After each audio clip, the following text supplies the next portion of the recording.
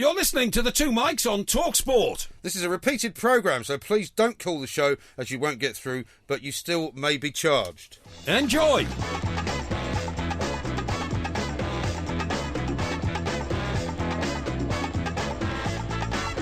Good afternoon, I'm Mike Graham, he's Mike Parry, you're listening to the Two Mics. It's a red letter day for the Porkmeister today. He's got another invention to show off, and this one's got something to do with his teeth. Apparently, flossing just isn't any good anymore. We've discovered an amazing new bus in China, which could solve the congestion problems of Britain's roads. And that's not all. We're also going to be talking genius, vegans, and a big pointless needle in Brighton. Later on in the show, it's Porkyvision as well, the best TV review you've ever heard. You're listening to the Two Mics with me, Mike Graham, and Mike Parry.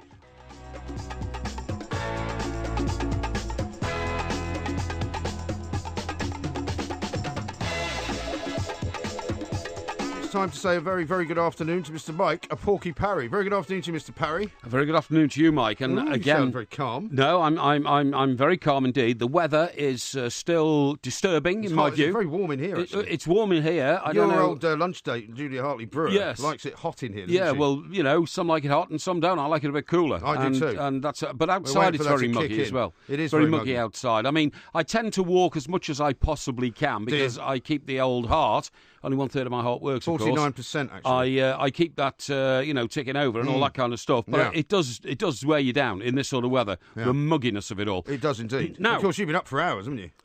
I got up my usual time this morning. Like 4 o'clock or something? Half four. I like what do you do between then and now? I like to, well, you know, there are things to be done. Like what? Well, I can tell you during the course of the show, but the first thing I would like to point out... That was 7 hours ago. ...to our millions of listeners is I think you have a 9 hours ago. Very distinctive character flaw. Really? Despite the fact that you have been in this business of ours 25 or 30 years, the media, why are you, at the last moment before we come on air, every day, scrabbling around and asking people in our production team to find you a grotty, broken, crushed plastic biro pen? A pen? Why is that? I mean... What do you mean? Well, look at my pen. Look at my pen. Ooh, look. What is that? It's a paper, mate. It's a Waterman. A Waterman? It's a Waterman, I'm very happy It's for a you. silver pen. And when you twist it... Sorry? How much do you pay for that? £90. £90? Yes.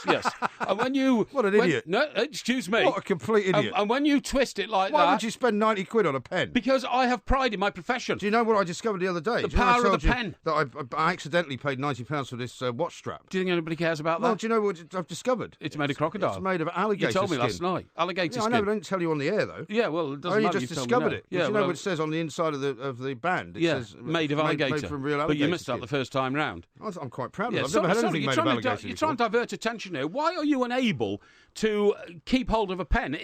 Don't you know that the power of the pen is what our whole profession is based on? So don't you think it'd be very nice if you occasionally had a pen with you when you came into this studio? Well, no, because I expect the pen to be here. Oh, really? Yeah. You expect... I expect there to be a pen in running here. around giving you a pen? No, I don't expect anyone to run around and give me a pen, but I imagine that there would be a pen in here. The whole office here at TalkSport Towers, right, is full of pens. There's loads of pens, no, it's boxes not. And boxes of pens. If they were full of pens, you'd come in here with a pen. Well, but you never have a pen. I just assume there's one in here. Why does it bother you so much? Because I think it's outrageous.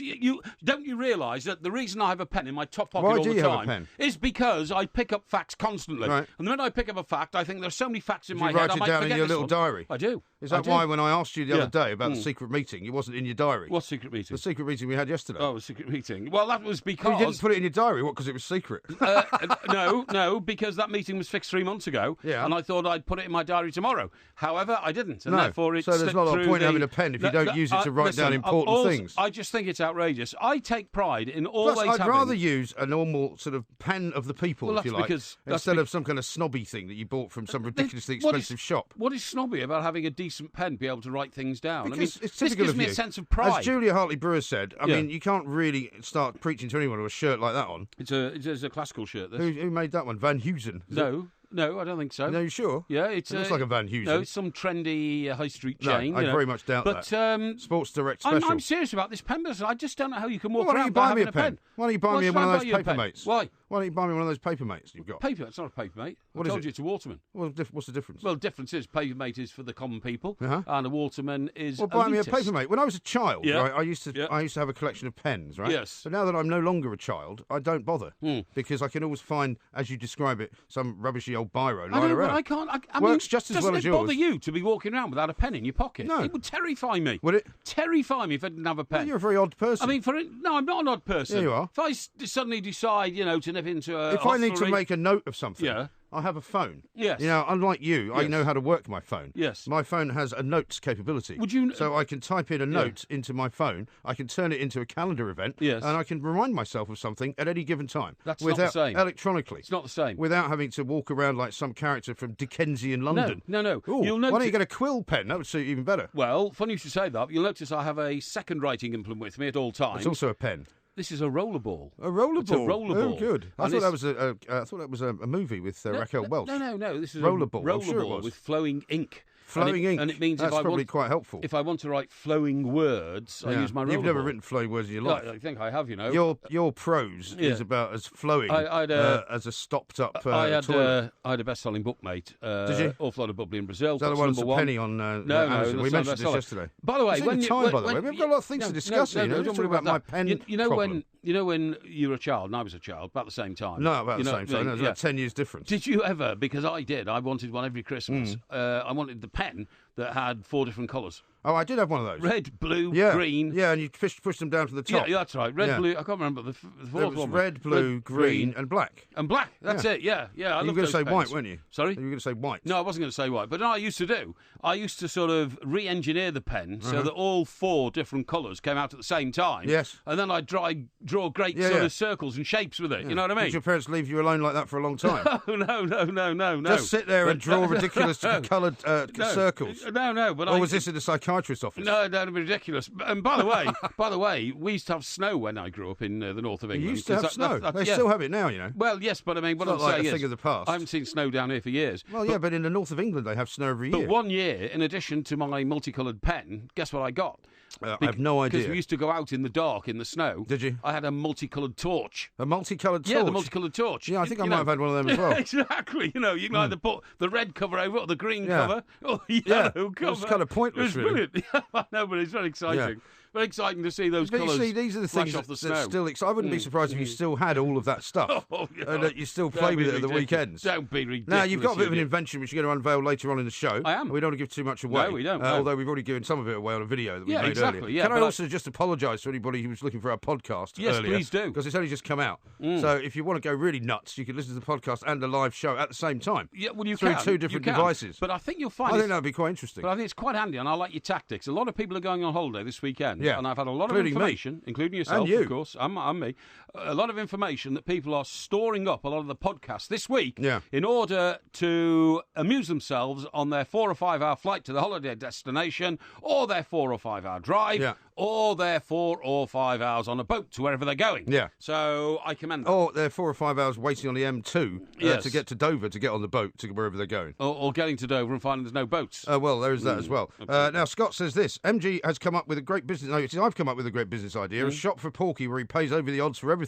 It's a winner. That'd be great, wouldn't it? What's that? It's a shop where you could go in and they could say, normally, Mr. Parry, you could buy this elsewhere for £50, but to you, we'll give it to you for 90. And then you feel better about yourself because you're spending more money. That's what you love. Wasn't that a sketch by the great comedian? Which one? Enfield, Harry Enfield. Harry Enfield. Wasn't I it? don't know. Might have been. It was. Yeah, he was running his uncle's antique shop, and these people would come in and they'd say, "I'll give you 220 for that," and he'd say, "No, I'll give you a real deal here. Just give me 100," and at the end of the day, that's in the opposite direction. I know, then. the shop had gone bankrupt Oh, I because see. he didn't know how to do it. No, well, it's Yeah. nothing like that. Yeah, now, you absolutely. might remember the show yesterday. You upset a What few do you people with mean? your I might views. remember the show. Well, Of you course I might, remember the you show. might remember. Well, It's only 24 hours I ago. forget the shows immediately. I've done them. I used to you? come out of the show and people say, "What did you talk about today?" You don't care about I it. can't so- because no, it's gone from my head. Yeah, it's because your brain is just like a sieve. No, Yeah, because go on. my brain does not retain things that I don't need. Right. So what I did yesterday is of no consequence. Well, what you do is not, is instantly forgettable anyway. Is it? But anyway, go on, yeah. Well, do you remember who you insulted yesterday? I didn't insult anybody. Yeah, you did. You insulted vegans. Oh, vegans? Yeah. No, I didn't, actually. Are you sure? I expressed an opinion about them, but in no way would I insult somebody who follows a different pattern of their lives to me. All right. I say Well, live and let live. Okay, well, let's have a listen to this Live then. and let die. Jar Kitchen in Covent Garden offers wholesome mixed grain salads and salads and vegetarian dishes. Uh-huh. Vegetarian dishes? I thought vegetarians wrong with were that? usually teetotalers, weren't they? Why? Well, What makes I you just think got that? the impression You they ever are. known any vegetarians? I steer well clear of them. Do you? Yeah, absolutely, yeah.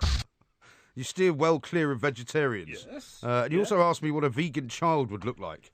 Now, as luck would have it, because of the incredibly efficient people behind the scenes here at Talk Radio, we're going to talk to a vegan coming up next. That's good. And he's going to give you a bucketful. Well, there's no need to. All I said is I tend to steer clear of vegans, but I steer clear of pyromaniacs. And vegetarians. Pyromaniacs. Yeah, because, you don't necessarily want to associate with those who have a different view on life than you. Is that right? Yeah. Okay, so what would I talk to a vegan about? So you're now equating pyromania with vegetarianism? No, but if I went into a boozer and the only people there was a meeting of the local branch of the Vegan Society, I wouldn't have a lot in common with them. So I would steer clear of them, wouldn't I? Well, I'd go and drink at the other end of the bar because all they'd be talking about is the latest non-milk bar of chocolate or something like that, you know? Well, we're going to talk to Jake Yap coming up. He's next on this show.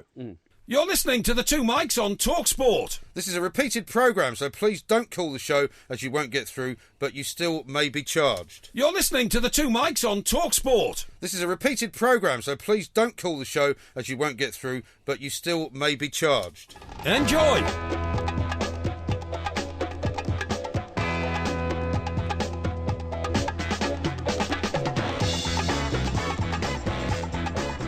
We are the Two Mics, and hopefully there will be a podcast out a little bit later on of this show. But at the moment, you can also listen to the podcast from yesterday's show, which has only just come out, which is a bit unusual, but in some ways quite helpful. There were some very entertaining tweets that were put out a little bit earlier on. Indeed. Where people were waiting. Yes. I particularly like the one of people running down a great big hole in the ground. And jumping in. Looking desperate. Absolutely. Here's one from Rodney. He says, I listened to podcasts several times because once isn't enough to soak up all of Porky's knowledge and information. Oh, thank you. Hashtag the two planks. Yeah, thank you. The Two Mics it is, actually. But, I mean, thank you very much indeed. My reputation has been ruined by you. Do you realise that? No, it hasn't. I used to have a reputation as quite serious broadcaster, journalist, editor. Rubbish. Former chief executive type. No. And instead, I've been working with you for so long, people just think I'm an idiot. No, they don't. Yeah, they do. No, they don't. I mean, the problem is that sometimes, yes, in my shadow, you might appear to be slightly less. It's not a very big shadow, is it? Slightly less up to it than I am. Yeah. But don't worry, we get along, and it'll make it. Now then, there's one here which I find a bit odd. Now, you are putting me on the spot now about pyromaniacs and this kind of stuff. Oh, no, about vegans, actually. And Neil We're about to talk to Jake Yap, who's a vegan. I know, and Neil says, have you forgotten that old MG said he was a pyromaniac about 2 weeks ago? You were talking about setting fire to wood in your garden. Well, I wouldn't say I'm a pyromaniac. Well, I quite like fires. That's what pyromaniacs do. Yeah, but I don't set fires willy-nilly to anything. I set fires in a fireplace, or I set fires in one of those chimneys. Unless in a drunken moment you drop a cigarette on a carpet or something I've like never done that. That's never happened. Oh, yeah, never at all in my life. Let's talk to Jake Yap. I don't know whether he's a smoker, but he's certainly a vegan. Jake, a very good afternoon to you. Good afternoon. How are you? Yeah, very well indeed. Now, you're up in Edinburgh at the moment, aren't you? Yes, I am. Have you found any vegan sort of areas to eat up there? There's quite a few, I think. Well, there's a few paddocks with some quite good-looking grass. No, it's actually Scotland is a really good place to be if you're a vegan, which is surprising. Glasgow, I would say, is the vegan capital of Britain. I wouldn't say that the full Scottish breakfast has many things that you could eat, to be honest. Well, I wouldn't want to make any kind of a slight and in any way suggest that a traditional Scottish breakfast might just be a couple of bottles of butt. Now, of course, Porky here, my fellow presenter, right? He says that senior member of the partnership. he would shun a group of vegans in the same way that he would shun a group of pyromaniacs. No, what do you make of somebody who says such a thing? Hang on, Jake. I didn't say that. Jake, what I said was, if I walked into a pub and the meeting of the local branch of the vegans was taking place at one end of the bar, I probably wouldn't join you because I have nothing in common. There's nothing wrong with you discussing your way of life and all that kind of stuff, but it's, how could I join in when I would be saying to you, no, I like a juicy hamburger, I like milk, I like fish. Well, you don't meet people and talk about food, do you? Well, you sometimes do. I mean, Jake, what the main question I want to ask you is, please, what led you to be a vegan, and in being a vegan, do you find it difficult to get through life on a day-to-day basis? Well, obviously there's a lot of crying, but it was actually my girlfriend who finally. Oh, here we go. It's one of those. It's one of those. Then. Do you know what? I'd always wanted to go vegan, and there's lots of vegans on Facebook, and we're coming for you, and we're growing in numbers all the time. Yeah, the problem with Facebook is, right, that everyone's Facebook group is made up of people like them. Yeah, it reinforces. I've got a friend who's a Labour Party supporter, and he thinks everybody in the world supports the Labour Party, but it's only because they're all on Facebook. It's deluded. Yeah. No, of course. But there's a great little slogan meme thing going around on Facebook, which just says the quote, "Oh, I could never go vegan," said and then it's attributed to every vegan before they turned vegan. And I used to say that. I used to say, I don't think I could ever go vegan. That's just miserable. Okay. But actually, it's good. I mean, it's really good. I'm actually delighted that this has all happened because, well, it's ironic, really. I've been trying to generate a bit of an on-air beef. Right. I know. Beef. I like it. I like it. Yeah. I know. Well, tell us this, Jake. On Talk Radio, so I'm thrilled. Why don't you should have picked on George Galloway. He's always up for a fight. That's the way you should have gone. I've got to build up to Galloway. I'm not going to. No. Well, we start with us. Right. So, what have you had to eat today, for example? Today, I've had I had porridge. I had a cheese sandwich. I had some. I thought you couldn't eat cheese if you were vegan. Yeah, well, there's loads of fake cheeses out there now. Fake cheese. So, you had a fake cheese sandwich. Fake cheese, and let me tell you, fake cheese technology has come on in leaps and bounds. Wow, I didn't know that. What does fake cheese taste like? 5 years ago, it tasted like cork floor tile dipped in vinegar. Now, though... Now it tastes like cardboard. No, that's soy milk. I think it's soy milk there. That tastes like cardboard. The thing is, what you don't realise, this is a bit boring now, but what you don't realise is how acclimatised your palate is to eating meat and dairy. And once you sort of stop... it suddenly starts to taste a bit weird. You don't realise that it's kind of like, it's like having an accent. You don't realise until you go somewhere else that actually you've got an accent. And so I know that soy milk tastes... You've got a bit of a funny accent as well, actually, come to think of it. I know. I know that soy milk tastes like cardboard because I remember that at the beginning, but it doesn't taste like that now. No, sure. Now, interestingly, my little boy who's 3, he's just not that keen on dairy products. Are you making him a vegan? I don't know. Are you making your children carnivores? He hasn't got any children. I haven't got any, so I can't tell you. Thank God for that, right? But no, actually, he didn't bring any progeny into the world. But actually, that's a very good point, Jake, because what I wanted to say to you is this, What does a vegan child look like? What I want to say to you... You asked yesterday. Excuse me, I'm trying to ask Jake a question. Okay. You just shut your mouth All for a second, please. What I was going to say was, Jake, that you just said, am I going to make my child a carnivore, vegan, or whatever? Now, do you think it was right that Paul McCartney, one of my musical heroes, should go on tour with 40 production members and tell them all, by the way, we only serve vegetarian meals when you're on tour with me? What do you think about that? I think there's nothing wrong with that. I think that's an imposition of power on people who can't fight back and can't speak up because... Well, he's not locking them up, is he? Well, it's Paul McCartney and he's saying you're not eating any meat on my tour. Well, just put up with it. That's what I would say.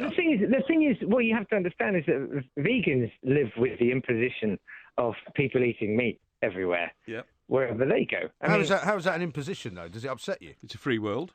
Well, it's distressing. Look, the reason most people go vegan is because they find the slaughter of animals and the other stuff that happens to them distressing. So that's the reason. I'll tell you. Look, you and I, we all know that vegans are basically weird, right?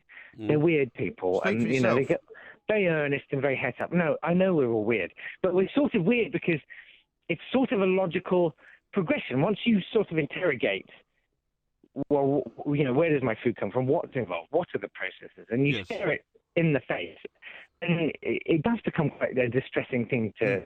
Did you go from being a meat eater to a vegan, or did you kind of stop over in vegetarianism first? I spent about 25 years being a vegetarian.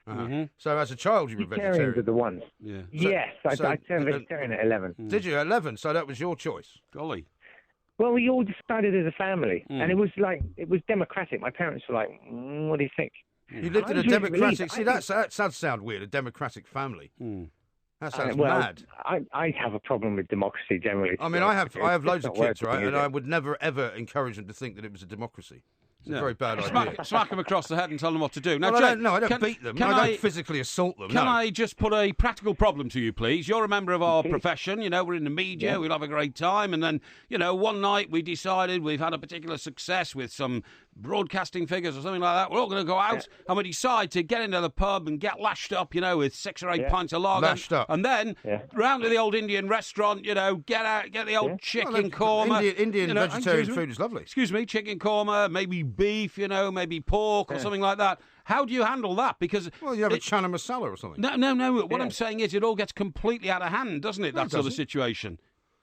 I don't know what you're... What? I mean... Are you biting the chickens' heads off yourself? I mean, No. The problem is when Porky gets to that time of night, he doesn't actually know what's going on. I mean, that's basically what he's telling you. That's a bit harsh. It's the thing is that, bacon is not oxygen. You can live without it. It's not that hard. So, you go to the curry house. It's perfect for vegetarians and vegans. There's tons of options there. Even if you go to a kebab shop, they're probably going to have falafel or hummus with a bit of bread with chili sauce. You don't know what falafel is, do you? Yeah, of course I do. What is it? It's unreal meat. What? It's unreal meat. You think it's unreal meat? Yeah, isn't it? You don't think it's got to do with chickpeas? Yeah, exactly. That's what I mean. Yeah, it's chickpeas. It's made up to look a bit like meat from chickpeas, isn't it? Pea, no chick. Yeah, no, it's good stuff. Yeah, I know these things. Yeah. There's always options. You can live for a long time off chips and hummus.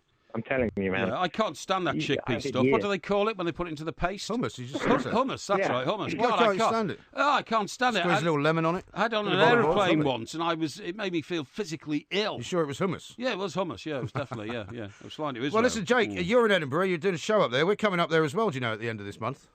Oh, are you? Yeah. Yes. Well, we can have a fight in the car park. Yeah, exactly. You'll have to get past our people. My diet. Yeah. We have people. Or you can come up on stage with us and we can take the mickey out of you. That's a good idea, yeah. Why do you do that? Paradise. That sounds great. I normally pay 200 quid for that sort of humiliation. Absolutely. So when's your show? Tell us. It's on at 6:50. I start tonight. Really? At Wee Coo in the underbelly. Okay. Yeah. Very nice. How long does it go on for?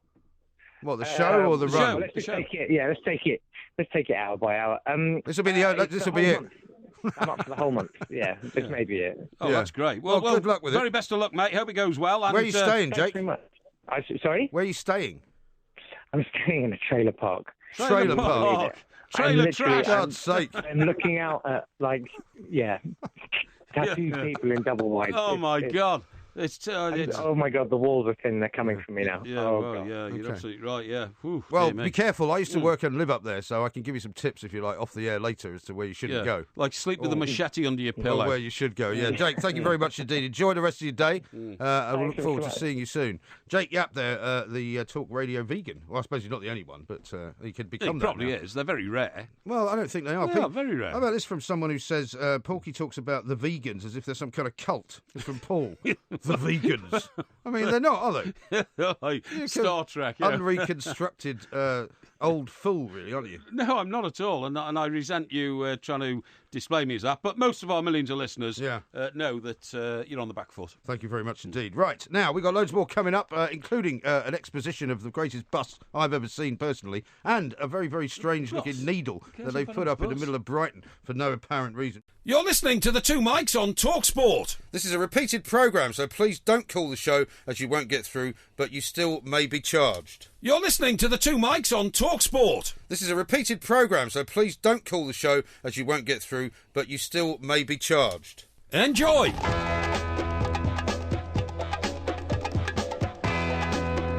We are the Two Mics. It's Porkyvision coming up a little bit later on, which deals with all sorts of things that have been on television lately. But what we're going to talk about now, though, is a DVD which is released on Monday, the 8th of August, which is next Monday, of course. It's Eddie the Eagle. You might have known about the movie that came out a little while ago. Indeed. And we're now going to talk to the man himself. That's great. Eddie the Eagle.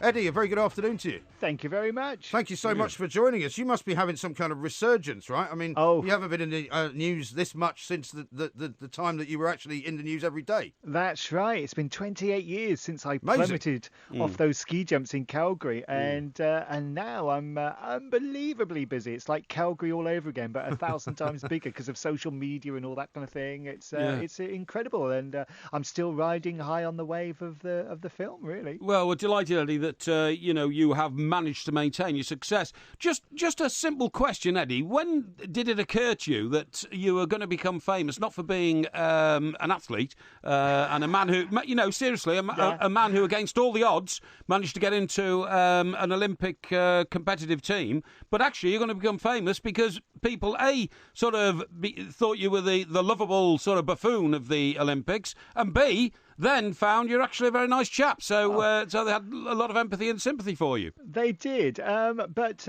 I mean, doing my sport, I didn't go out to become famous. I was doing a sport that we'd never really done before, and I was just trying to do the best I could with it, with what I had, which wasn't very much. I mean, were you quite serious that you felt you could, actually compete at such a high level of, of the games themselves, or did you think, actually, this could make me quite famous because nobody else has ever done this? It's a good idea. Well, no, I thought that because I was Britain's only ski jumper, I might find it easier to get some sponsorship, and then that would make it easier for me to carry on. And I was hoping to get a bit of attention at Calgary, and then turn that attention into sponsorship, and make it easier for me to carry on to subsequent Olympics. Unfortunately, becoming Eddie the Eagle, it just snowballed and got out of control. But first and foremost, I was an athlete. I was an alpine ski racer. Was in America racing, ran out of money, and I looked for something cheaper to do, and jumping was cheaper, and I realised, well, we've never had a jumper before, and if I could crack this sport without cracking too many bones in the process, I might be able to do something with it. I mean, that's the question. And that was that's the question that everybody always asks when you're watching ski jumping, and even before and after you. Whenever I'm watching with my kids or something like that, they go, "How do you know if you can do it or not?" Because it seems to me that you can't really work out the first time you launch yourself into the ether. How do you know you're going to be able to land, basically? That's right. And it's until you actually go through the air, well, then it was the key moment when you'll work out whether you're actually going to be a ski jumper or not. It's when you actually, you're flying through the air, and whether you panic or not, and whether you can land on your feet or not. And then, once you've done one or two on the small jumps, and then, because every guy that reaches the top of a 120-meter ski jump, there's probably 4,000 or 5,000 guys that don't make it. They bottle out moving from one jump up to the next, or they get injured, or they find something that's not quite so psychologically difficult to do. Okay, well, that's all very well on the sporting side, Eddie. Now, let me ask you this. In those days, 28 years ago, you had those sort of bottom-of-bottle glass type glasses, and, you had a reputation of being perhaps, a little naive with life and all that. But I think that was a bit harsh, that. Excuse me, did it make you attractive to women instantly through your fame? Kind of, yes. What do you mean, kind of? I mean, well, I didn't get that much female attention before Calgary, and I was getting marriage proposals every week afterwards. Really? Why did you ask him that? Well, because I think it's a very interesting way to, make yourself popular to the opposite sex. But you're thinking of getting into ski jumping. Well, maybe. I didn't go into ski jumping because I thought it would make me popular with the opposite sex. No. But that's Porky's only drive in life. Is how can he make himself more popular with almost anyone, really? And he needs a lot of help. Yeah, I think he does. You're absolutely right. You're absolutely right. Now, how much involvement did you have in the movie itself, Eddie? Well, my involvement was really initially 17 years ago when I first signed the deal to make this film. I sat down with the script writers and went through the key points in my life story. And then when Dexter came on board about 2 years ago, I went through my life story again, and I was out on set a few times. I met Taron. He wanted to get an idea of my accent and my mannerisms and that kind of thing. And so minimal involvement, really. I just wanted them to get on with the film. And, they're the movie makers. They know what makes a good film. And I just had to put my trust in them to make a good one, and they did a fantastic job. They've done a fantastic job. It's been very successful. Now, the thing is, Eddie, 28 years on, without using the pun of having a platform to relaunch yourself, this is a platform to relaunch yourself, so you're not going to sort of drift away for another 28 years, are you? Have you now got a career plan where you stay in the public eye? Well...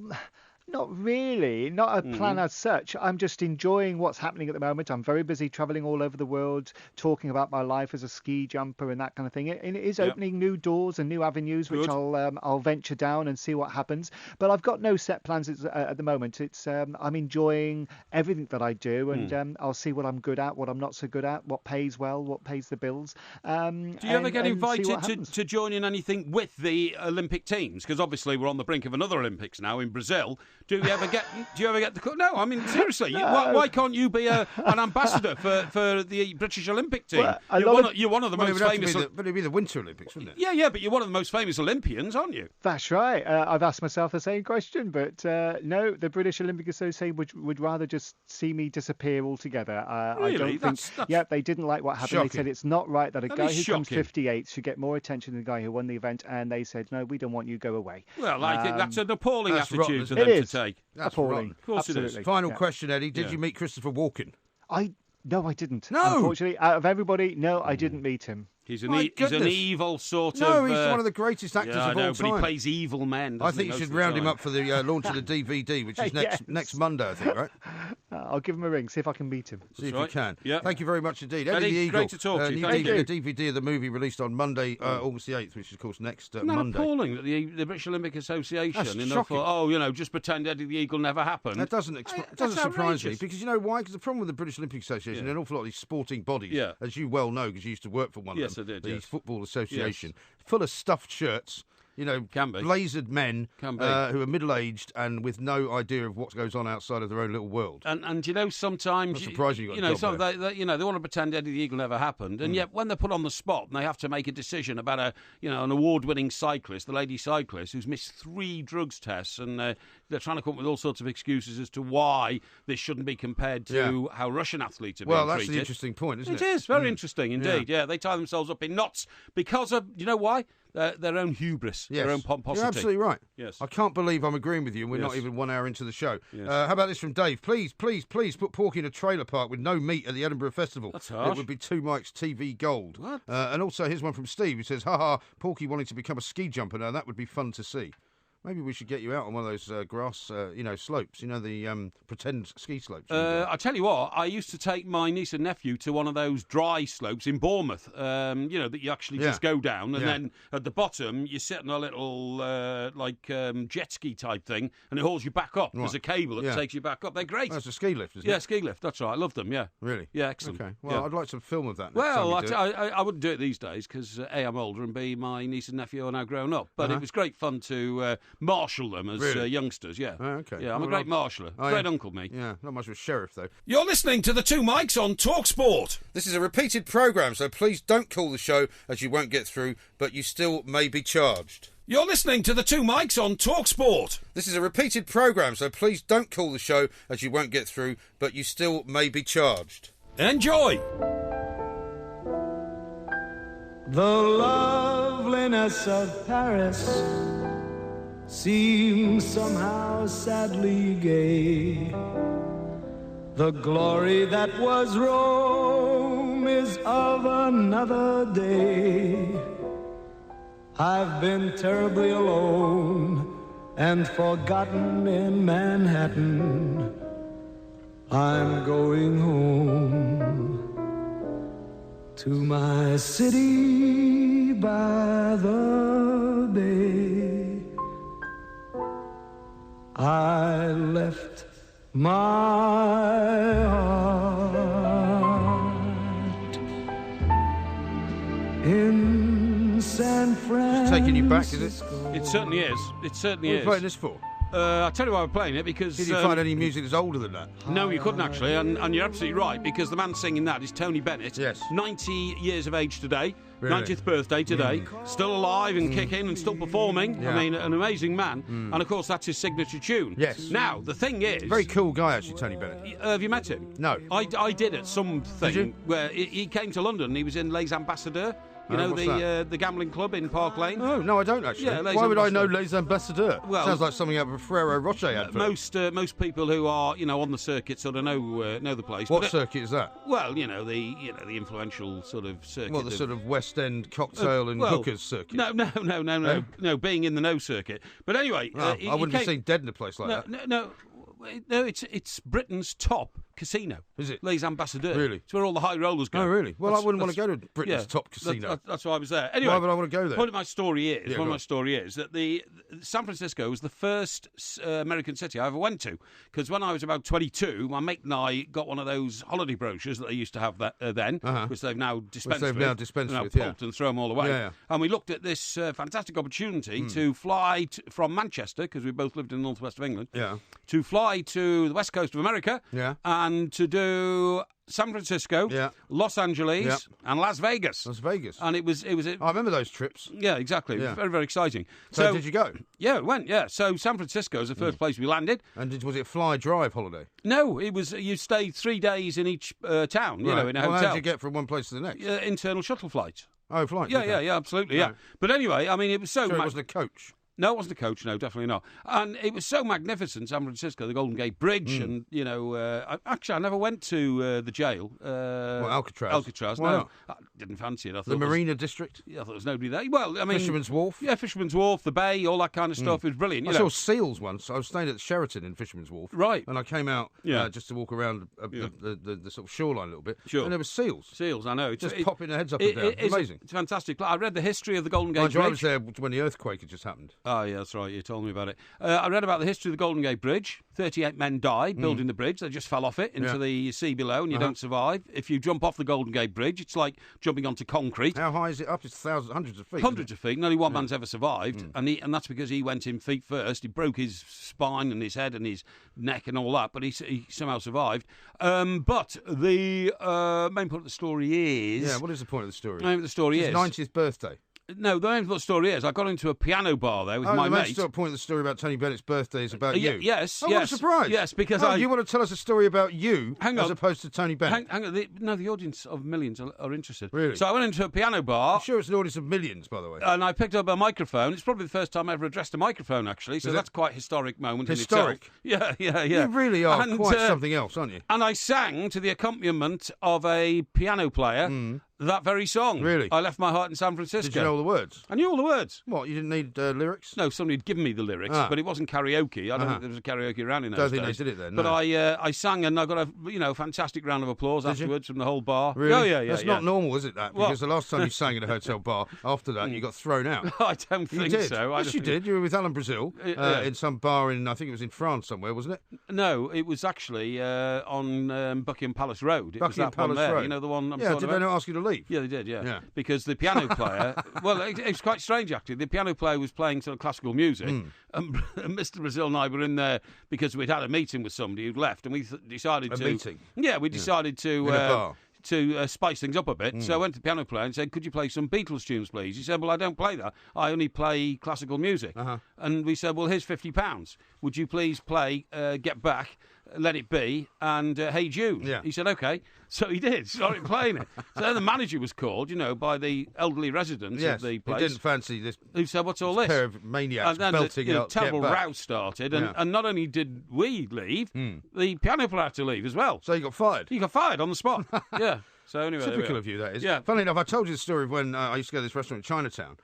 Because after we Chinatown finished in work, London? Chinatown in London, yeah. Chinatown. We saw the Chinatown in San Francisco is amazing. Oh, it is. Actually. It is incredible. But there was a place there I used to go when I was working as a night editor of the Express, and we'd finish about 1 o'clock. Yes. And we would head up to Chinatown because the places open till 4 or 5. Yes. And they had a karaoke bar upstairs. Ah. And the book of karaoke songs was both in Chinese and in English. Excellent. But the English translation left a little to be desired. I bet it did. I left my heart in San Francisco became I left my herd in San Francisco. Excellent. Yeah, and that was what it said. Yeah. Did you sing it? I didn't sing. No, I didn't think you would. I just sat there. But You couldn't get near the microphone. You got a Chinese karaoke bar. Yeah. You got no chance of getting on. No, they all love it, don't they? They do. And I tell you what, I would have gone to the same bar maybe same restaurant a few years earlier. Possibly. And of course, after 1 o'clock in the morning, your wine was served in teapots. No, actually, no, it wasn't in this place. Oh. I know the one you mean. We went to the teapot bar. In this one, it wasn't. But what they also had was a Chinese menu. Yeah. Which was in Chinese only. I see. And we got to know the guy quite well. And we'd say, look, just give us a load of stuff from the Chinese menu. Yeah. And we'd have snake.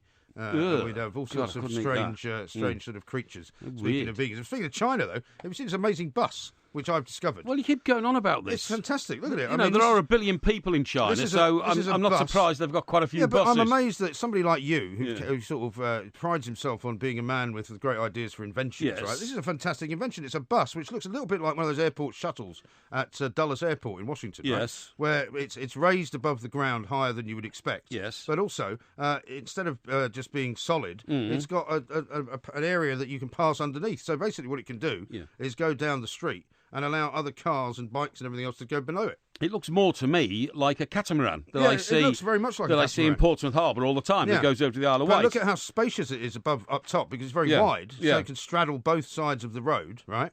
I think it's a brilliant idea. It is a brilliant idea. I mean, this would end congestion in every major city in Europe. Well, let's just get this absolutely straight. This isn't able to divert round roads it wants to go on. It's on a track. It has to be on a track. Well, I don't know that No, it's on a it is. track. It is on a track. I'm not sure about that. It has to be on a track because if this thing turned right unexpectedly or left while there were vehicles underneath it would crush them all, wouldn't it? Well, of course it would. So it's on a track. Well, it wouldn't do that. I think it's a great idea. It can go up to speeds of up to 60 kilometres per hour. Yes, I think it's a great idea. Obviously, it's on a track, and it actually solves the problem which the Americans started to get into: double-decker bridges in Manhattan, and actually in San Francisco as well. Yeah, but you see, the problem with double-decker bridges is that they still come into the same road at the end of the bridge. Of course they do. Yeah, of course they do. So although you can have various kind of arteries leading off them, it's not actually that brilliant. But this is brilliant because it carries up to 300 passengers, right? 72 feet long, 25 feet wide, straddles the cars below. Yeah. It's 2 metres high. I don't know how many more statistics I can give you. Well, small things don't fascinate you, don't they?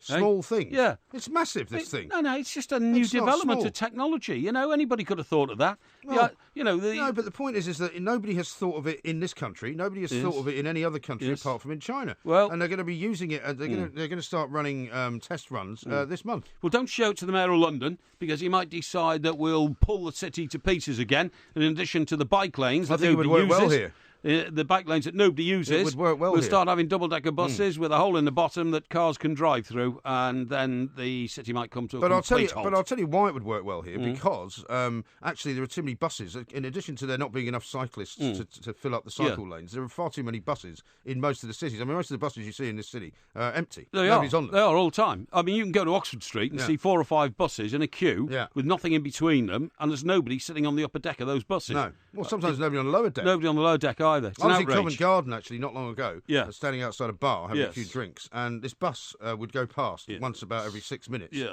My single-decker bus. Never anybody in it. No one in it at all. In my view, an outrage. But I'm not surprised. But just yet another outrage, if you see what I mean. I'm not surprised we have so many road rage incidents in this country because people just get driven absolutely mad. In fact, we were talking to a cab driver yesterday, weren't we? Yeah. Who said, it's incredible that there aren't more fights on the roads. And she was saying that she has businessmen in the back of her cab, and she sometimes worries that they're going to have some kind of heart attack because they get so worked up sitting so long in the traffic. Well, they're sitting in the back there saying, I've got a meeting to go to, can't you speed up? And she says, how can I speed up? There's 1,000 cars ahead of me trying to get over London Bridge, or Vauxhall Bridge or something like that, Vauxhall Bridge Road or something like that. And they get so apoplectic, sometimes they get out and they start walking. And then they realise they're 1.5 miles from their location, and again, they might have a heart attack. They might indeed. You're absolutely right. Now, I've got a tweet here from Leon. He must have been listening to the show yesterday. He says, I'm a huge fan and avid listener, work for a specialist pothole company at Velocity Roads. He said, we'd love to come on the show and discuss how we are tackling the pothole crisis in the UK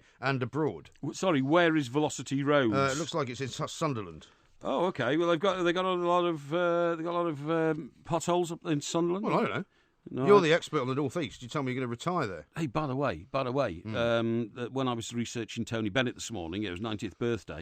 Guess who else has got a birthday today? Martin Sheen. Martin Sheen. He's not 90, is he? He's 76. Is he? He's the West Wing. Yeah. Did you know? Well, he's also Apocalypse Now. And Apocalypse Now, yeah. Did you know that one of his arms is 3 inches shorter than the other? Did it? Yes. Why? Well, have you seen in the West Wing the way he puts his coat on as president? I've never actually watched the West Wing.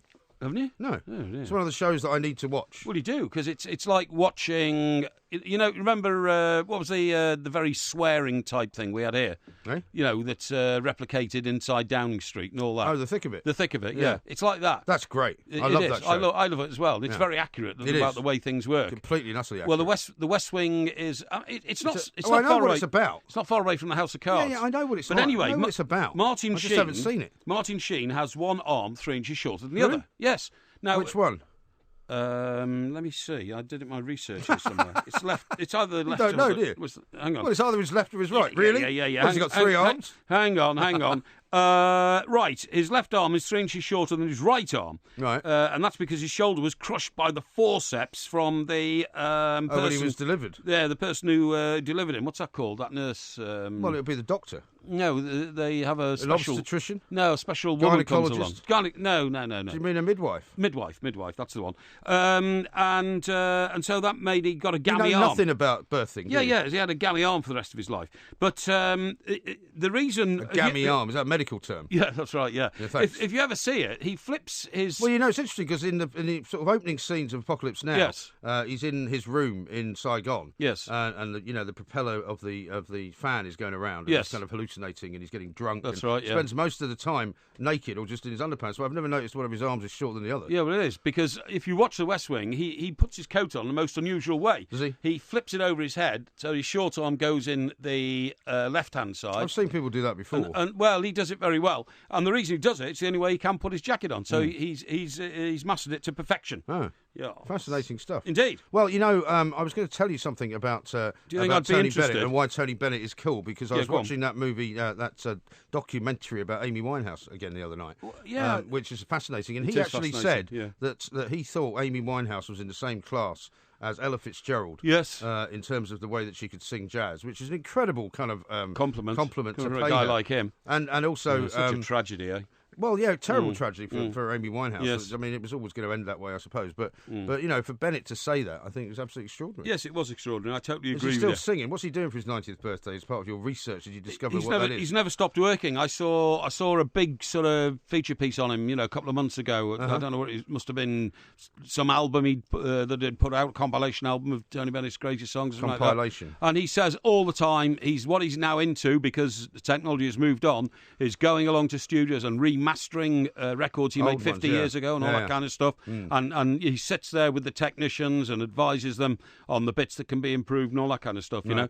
I mean, it must be incredible that to be 90 years of age and still so on top of your profession, your business, still so interested in your craft that you still demand the pursuit of excellence even at that age. Do you think you'll still be alive at 90? I demand the pursuit of excellence every day of my life. If okay? only it were true. I get up every morning. No, you demand it from everybody else except from yourself. I get up every morning and I do say to myself at the bedside, today I will pursue excellence, okay? How's that going? And the other thing, don't be facetious, the other thing I say is, you've never achieved excellence in your life. I say to myself, today, if I'm not winning, it's because I'm not trying hard enough, okay? Yeah. These are my goals in life. All right, have you seen the time? Why don't you have a goal to actually stop talking at the right time? What? See how we can get on with that for the next hour. What?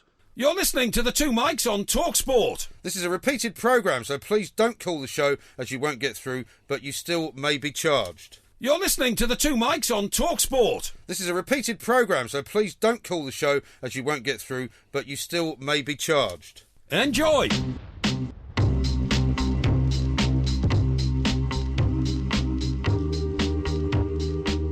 Good afternoon, we are the Two Mics. I'm Mike Graham, he's Mike Parry, of course. We've got loads coming up, including a little bit on this very strange Brighton needle that seems to have appeared out of nowhere. That nobody saw coming, nobody saw them building it, but it's been built and you can go up on it and look across the beautiful vista of the south coast of England, which I'm sure is very good. We'll talk about that a little bit later on, because right now we've got a very important guest, a certain Ms. Lynn Franks, who you may remember from many moons ago when we both worked for the Daily Express. I do indeed. In the years of the lovely Eve Pollard. A pioneering businesswoman. Absolutely right. Lynn, a very good afternoon to you. Hi. How are you? Good afternoon, Mike and Mike. Yes. Thank you very much for joining us. Now, I know you're a very busy woman, even though Lynn Franks has a PR business, which was the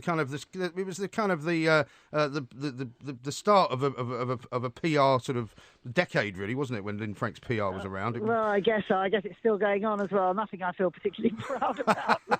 Well, the dark arts have certainly taken over, you'd have to say, since then, I suppose. But the reason we've got you on is to talk about sort of women in business, really, and women being empowered and being given the same rights as men to do everything, which of course has been the case for a while. Thing is, Lynn, I like to study a lot of these journals about what goes on in life, and I was reading one called the Journal of Consumer Research, and their conclusion is, if you're looking to strike a deal, make sure there's a woman in the negotiations. They have a much, much higher track record of success in terms of speed and clarity and getting the deal done than men do. Does that surprise you, or are you quite happy to accept that?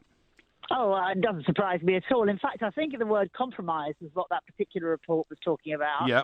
Of course, women compromise is not just in business, and it's not in consumer decisions, which was what this report was talking about. Yeah. I mean, I don't know if you guys are married. You probably are. If you think I'm married, I was married. Porky's never been married. No, not surprisingly. No, a bit of a failure there, I'm afraid.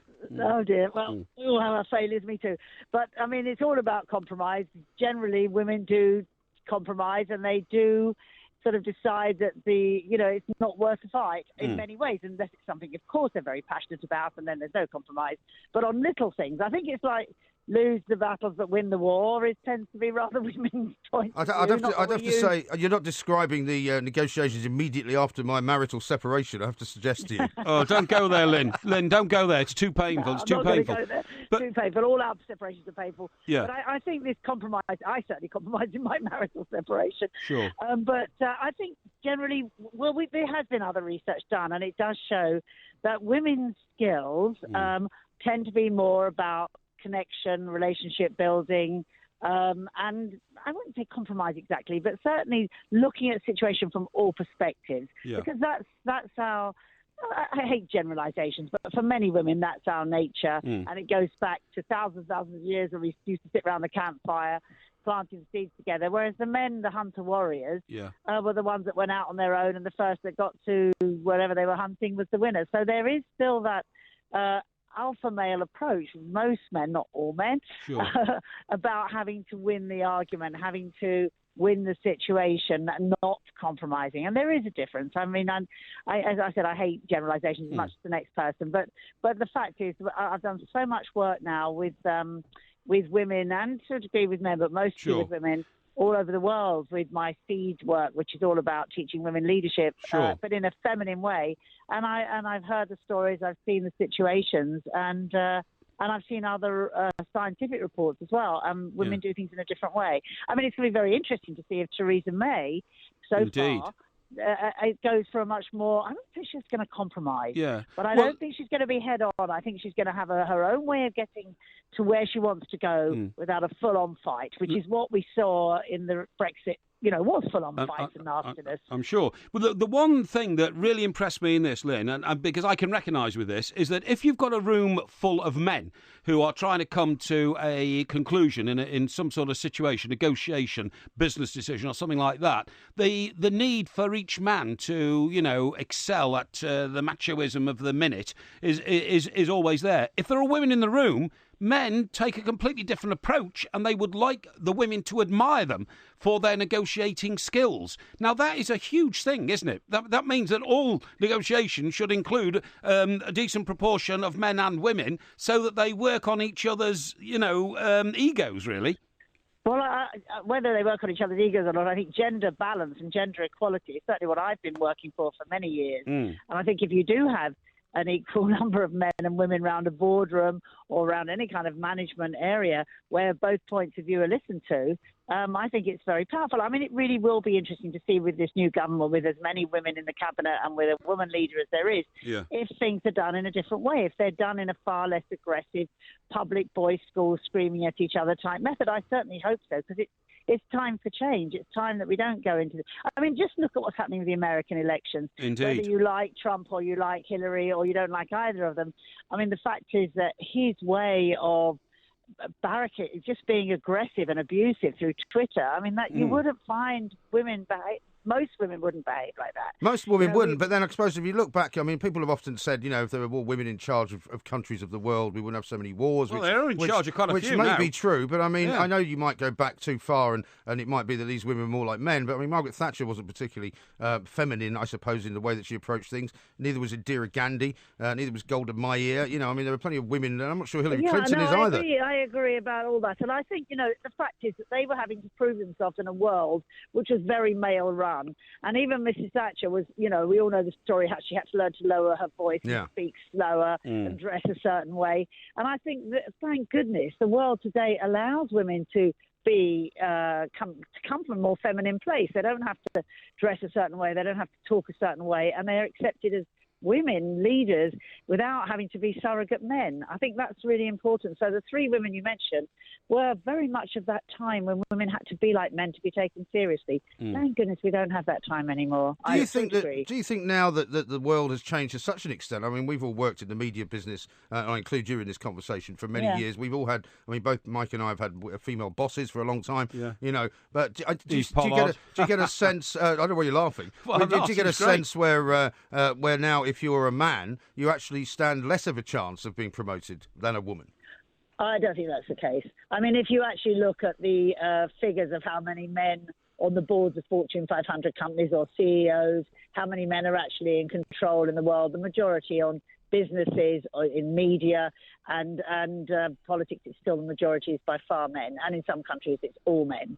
So although it looks like there's a lot more powerful women around, the reality is the figures are still very low in terms of gender balance in many areas, many areas, sadly. But we're doing so well compared to how it was. And no feminist like me is looking for women to take over the world. We don't want that either. No. We want there to be a gender balance where women can be women, men can be men. And, we're all different. Some women are very masculine, some men are very it's interesting you say that, Lynn. I mean, Mrs. Thatcher always dressed like a woman. She was known for her, elegant dresses and suits and that kind of stuff. But Angela Merkel and Hillary Clinton, to a certain extent, don't. I don't quite get that. I think it's the way his style is. I mean, Mrs. Thatcher wore those navy blue Electron suits every time with her little handbag and her shoes. It was the 70s. Whereas Merkel, I don't think she cares that much about clothes. But, I mean, she is who she is. You see, we don't have to be anybody. We don't have to dress a certain way. Theresa May, I think, actually, although I'm not a Tory, but I think she's got a huge style. And I think the fact is we've got choice. We can dress like that if we want. We can dress like, it doesn't matter anymore. Sure. As long as we look as long as we're true to ourselves and look clean and tidy, I guess, the thing as well about social media now, which drives so much, in my view, more than it ought to, really, quite often, in terms of what we talk about. There's an awful lot of misogyny out there, which we've talked about in the past on this station. God. I mean, it doesn't give. I don't get any sense that there's any less kind of hatred for women, just in general, now than there was before. Well, I think, unfortunately, social media has given the platform for all kinds of horrific behaviour, and misogyny is way up there. And, we've got a horrible... I mean, the world still has so much to learn and improve. I mean, you just look at the nightly news as I did last night, and I'm like, oh, no, the young girl's raped. It's every murder. I mean, every story just makes you feel so depressed. So, there's enormous amounts of misogyny. And I just think that I'm writing a new book right now, which is all about grassroots community power for women and men to work together in a balanced, equal way to create change from the bottom up instead of expecting from the top down. Because I think that's the only way we can go forward, to be honest. It's like we can't expect politicians and big business and even media to do it for us, or even religions. We have to ourselves work in community and create change alongside each other, men and women, young and old, all religions, all cultures, all nationalities. That's my prayer, that's my vision, and that's what I'm working towards. But we've got a long way to go. We certainly have. But Lynn, thank you very much indeed. Thank you very much. Frank's an advocate, of course, for women's empowerment, as indeed are we all. I'm not sure about Porky, but we'll be talking to you about that in a little while.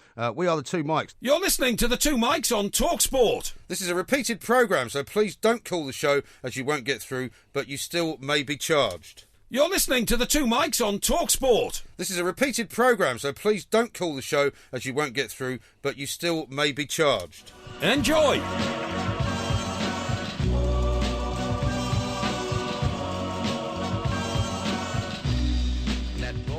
We are the Two Mics. Porkyvision coming up a little bit later on, of course, the best TV review you've ever heard, whether you're this side of Beijing or not, because we have a global audience here. This side of Kathmandu, actually. It was billed as. Yeah. Oh, was it? I thought you actually put Timbuktu down. No, Kathmandu. Was it? Yes. Okay, have you ever been to Kathmandu?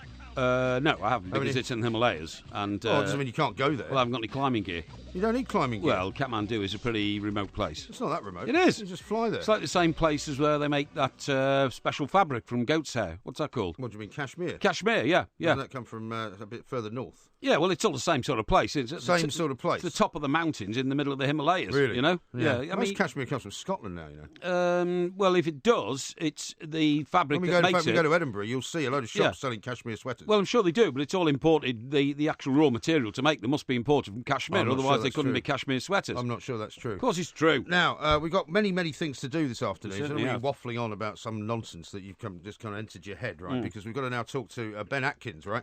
Who is, of course, a dentist from up Manchester way, and he's going to talk to us about... And a spokesman for dental authorities in this country. Well, he is, because apparently, right, people have been flossing their teeth for, 30 or 40 years? 40 years. Because we were told that was the best way to keep them plaque plaque-free, and the best way to make sure that you didn't get any kind of gum disease, right? Turns out it's a lot of old cobblers. It's just pointless and, in fact, almost detrimental to your teeth. Yeah. An amazing thing to be... Thank God I haven't been doing it. I was going to say, an amazing thing to be duped about for the past 40 years. I found it very uncomfortable to do that, I have to say. Well, I tried it once or twice, and I thought, why am I rubbing this, like tiny wire between my teeth, which sometimes, by the way, if you didn't get it right, you cut your gums. Yeah. I used to do that quite a lot. Well, exactly. I mean, I was quite happy for the dentist to do it when I went there, but I didn't fancy doing it myself. Let's talk to Ben anyway and see what he's got to say about it. Ben, a very good afternoon to you. Hi, good afternoon, Mike. Are you well? Yeah, very well indeed, thank you. Very well. So how come we, having been told for years that this was a good idea, now being told it's not a good idea? I think it's one of those things that we use floss as part of the oral health regime. So there's lots of other things to brush between our teeth.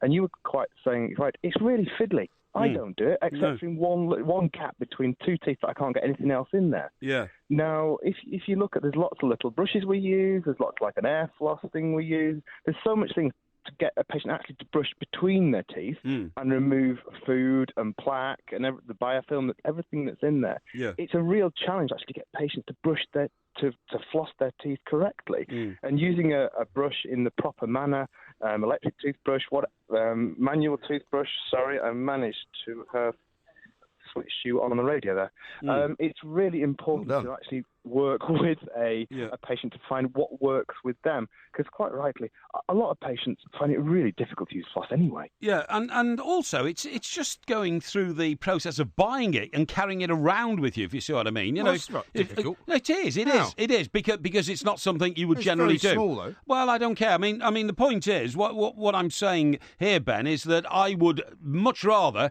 get a piece of chewing gum and stick that in my gob and munch on that for 5 or 10 minutes and feel that I'd clean my mouth sufficiently. Is that a good idea? Had I wanted to. I think using a chewing gum is an extra that we can use during the week, during the day when you can't get to your toothbrush at home. Exactly. It increases the saliva flow, it reduces, but it's making sure that it's a sugar-free version rather than got sugar in there. Yes, that's what I always do. Yeah, I do it as well. So, but it's that.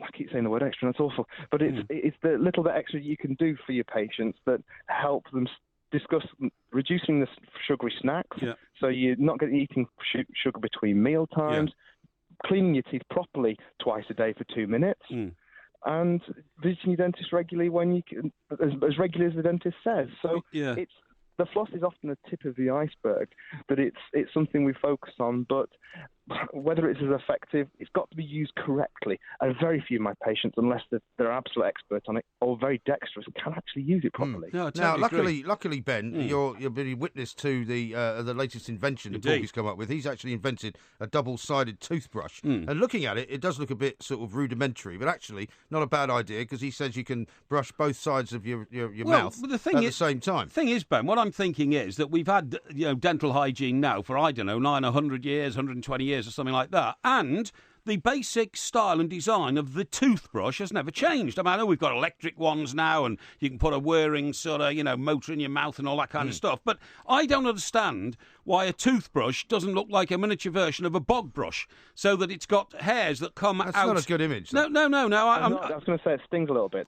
No, but you know what I mean. You know what I'm talking about. Instead of having hairs just coming out the top of the brush, it should have hairs coming out of a circular brush, and therefore, as you're cleaning your teeth, front and back and inside and out, you're rolling the brush around so that at all times there's a hair which is applying itself to part of your mouth or your teeth. I don't understand why a toothbrush only has hairs coming out of one side. So what I've done is I've cut an old one up and I've stuck it to the back of a new one, and I've now invented the double-sided toothbrush. But do you know what? That's great, because everything has developed over years, hasn't it? So why isn't there one two sides? Exactly. If we can get a patient to actually use it, that would be brilliant. Yes. But some patients, only 23% of the population only brushes once a day. Are you in a position to say whether the British Dental Association will endorse this product, Dr. Ben? It's not my role within the British Dental Association, but I'm sure I could. Well, I'm going to say you could put it forward and say, look, I've just spoken to a genius who has... Let's not get carried away. Yeah, has actually come up with a... Well, you seem suitably impressed, Doc, and I'm taking it from you. You're a Manchester dentist. They have a very, very high reputation around the world for their science and knowledge of their craft. Mancunian dentist? Indeed, they do, yeah. Well, Manchester University has got a very, very good dental faculty, has it not? One of the best in the world. One of the best in the world. There you go, you see. How about that? See? I've actually created so happy something now, aren't you? amazing here. Yeah, I am. See, the trouble with this guy I work with, Dr. Ben, is that everything has to be about him, and we can't get him to talk to anybody else unless it's something to do with him. So the fact that he's now got his own little invention endorsed by you has made his day. Well, I'll put a picture of this out, Doc, so if you're on Twitter... Are you on Twitter? I will put something about it on Twitter later, on my own account later on, and we can see what we can do. OK, well, have a look at... Follow us on Twitter accounts, or follow me anyway, because it's on mine, and it's on Mike's as well. You will have a look, and then we would honestly really appreciate your considered response to this brilliant invention. And thank you very much indeed. Anything to get my patients brushing their teeth for 2 minutes twice a day, brilliant, I'm in. Well, thanks very much indeed for joining us. Well done. Dr. Ben Atkins there, dentist and spokesman for the British Dental Association. That's incredible, isn't it? You've just got yourself a massive endorsement. I mean, this is incredible. Clearly, there may have to be some kind of retraction put out later in the day by the actual association, because he did give the caveat that he's not absolutely entitled to endorse you on their behalf. Guess where I'm going the minute this show ends? The pub. No, the Well, yes, OK. But then after that, the Copyright Office. Yeah? Yeah. Why shouldn't I? Well, to be honest, my invention. Of all of the inventions you've come up with, I have to say, this one actually doesn't look too bad. Thank you very much indeed. It looks as though you might actually be able to make some money out of it. I think so. Can you imagine? I'm telling you, I've just invented something which is quite wonderful. Yeah,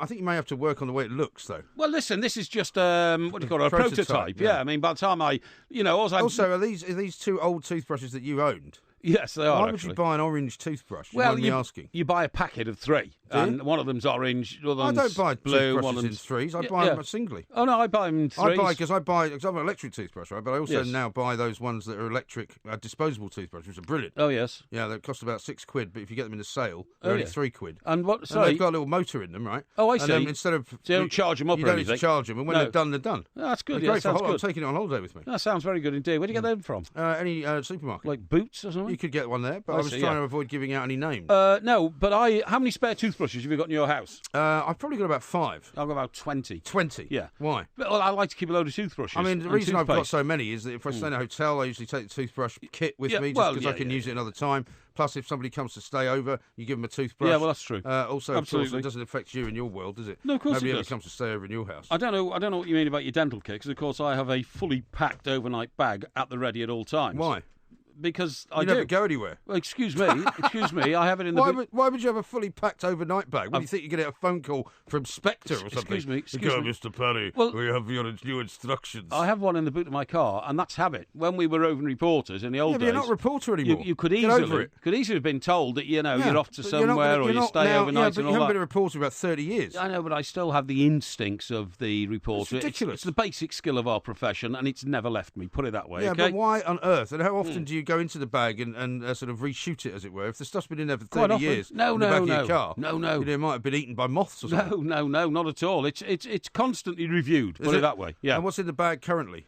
In the back currently? Yeah. Well, all the things you need if you're staying overnight. Like what? Well, change of underwear, toothbrushes and toothpaste, all that kind of stuff. Anything else? Yes, a Brute spray. Brute, aftershave spray. Yeah, How I think old it is that? Actually. I don't know, but it's... Is it from before they shut it down or after they no, reopened it up? No, they've revived that in recent years. Yeah. That's still quite Brute trendy. Don't worry about that, yeah. I had that when I was about 14. Yeah, all the other stuff that you need, for an overnight stay. What? Well, a little packet of washing powder in case I have to wash my own clothes, in case I'm staying somewhere remote. Right. All that kind of stuff, Spare shirt? Yes, oh yeah. It's trousers? Oh yeah, absolutely. Gloves? No, not gloves. What do I need gloves for? Well, in case it's cold. Yeah, rubbish. You might get sent to Kathmandu. Never worn gloves in my life. Never worn gloves in your life? Why would you want to wear gloves? That's not true. I haven't. I've never worn gloves. I've seen you wearing gloves. No, you haven't.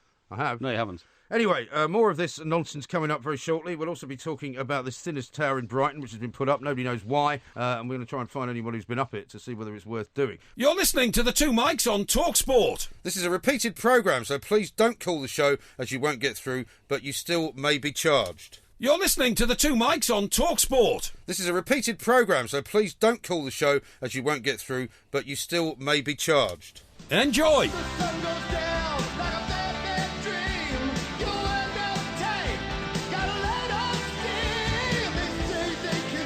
We are the two mics. There's been some quite interesting pictures sent in off the back of your toothbrush invention, including one guy with what can only be described as a bog brush being held up to his mouth. Yeah, I know. Well, I mean, that was looks about as daft as your invention. Actually. That was an unfortunate expression. What I meant is, think of a miniature brush that's got bristles all the way around, circular, and out of the top as well. Yeah. And that, to me, is what a toothbrush should look like these days. Not just flat like this with bristles coming out of one side. Yeah. The other 3/4 of the elevatory prominence of the top of a toothbrush has got no bristles in it, which I think is ridiculous. Yeah, I think you're probably right. Now, one apparent character has looked at your picture of your latest invention and said, "Oh, Porky's wearing a blue check shirt. That makes a change." Well, I mean, all my shirts are blue. You know that. Most of them are blue and white stripes. Most of them are blue and white stripes. That's right. And also on the Kathmandu subject, Ross says this: "Tell Porky Kathmandu requires no mountaineering skills to enter.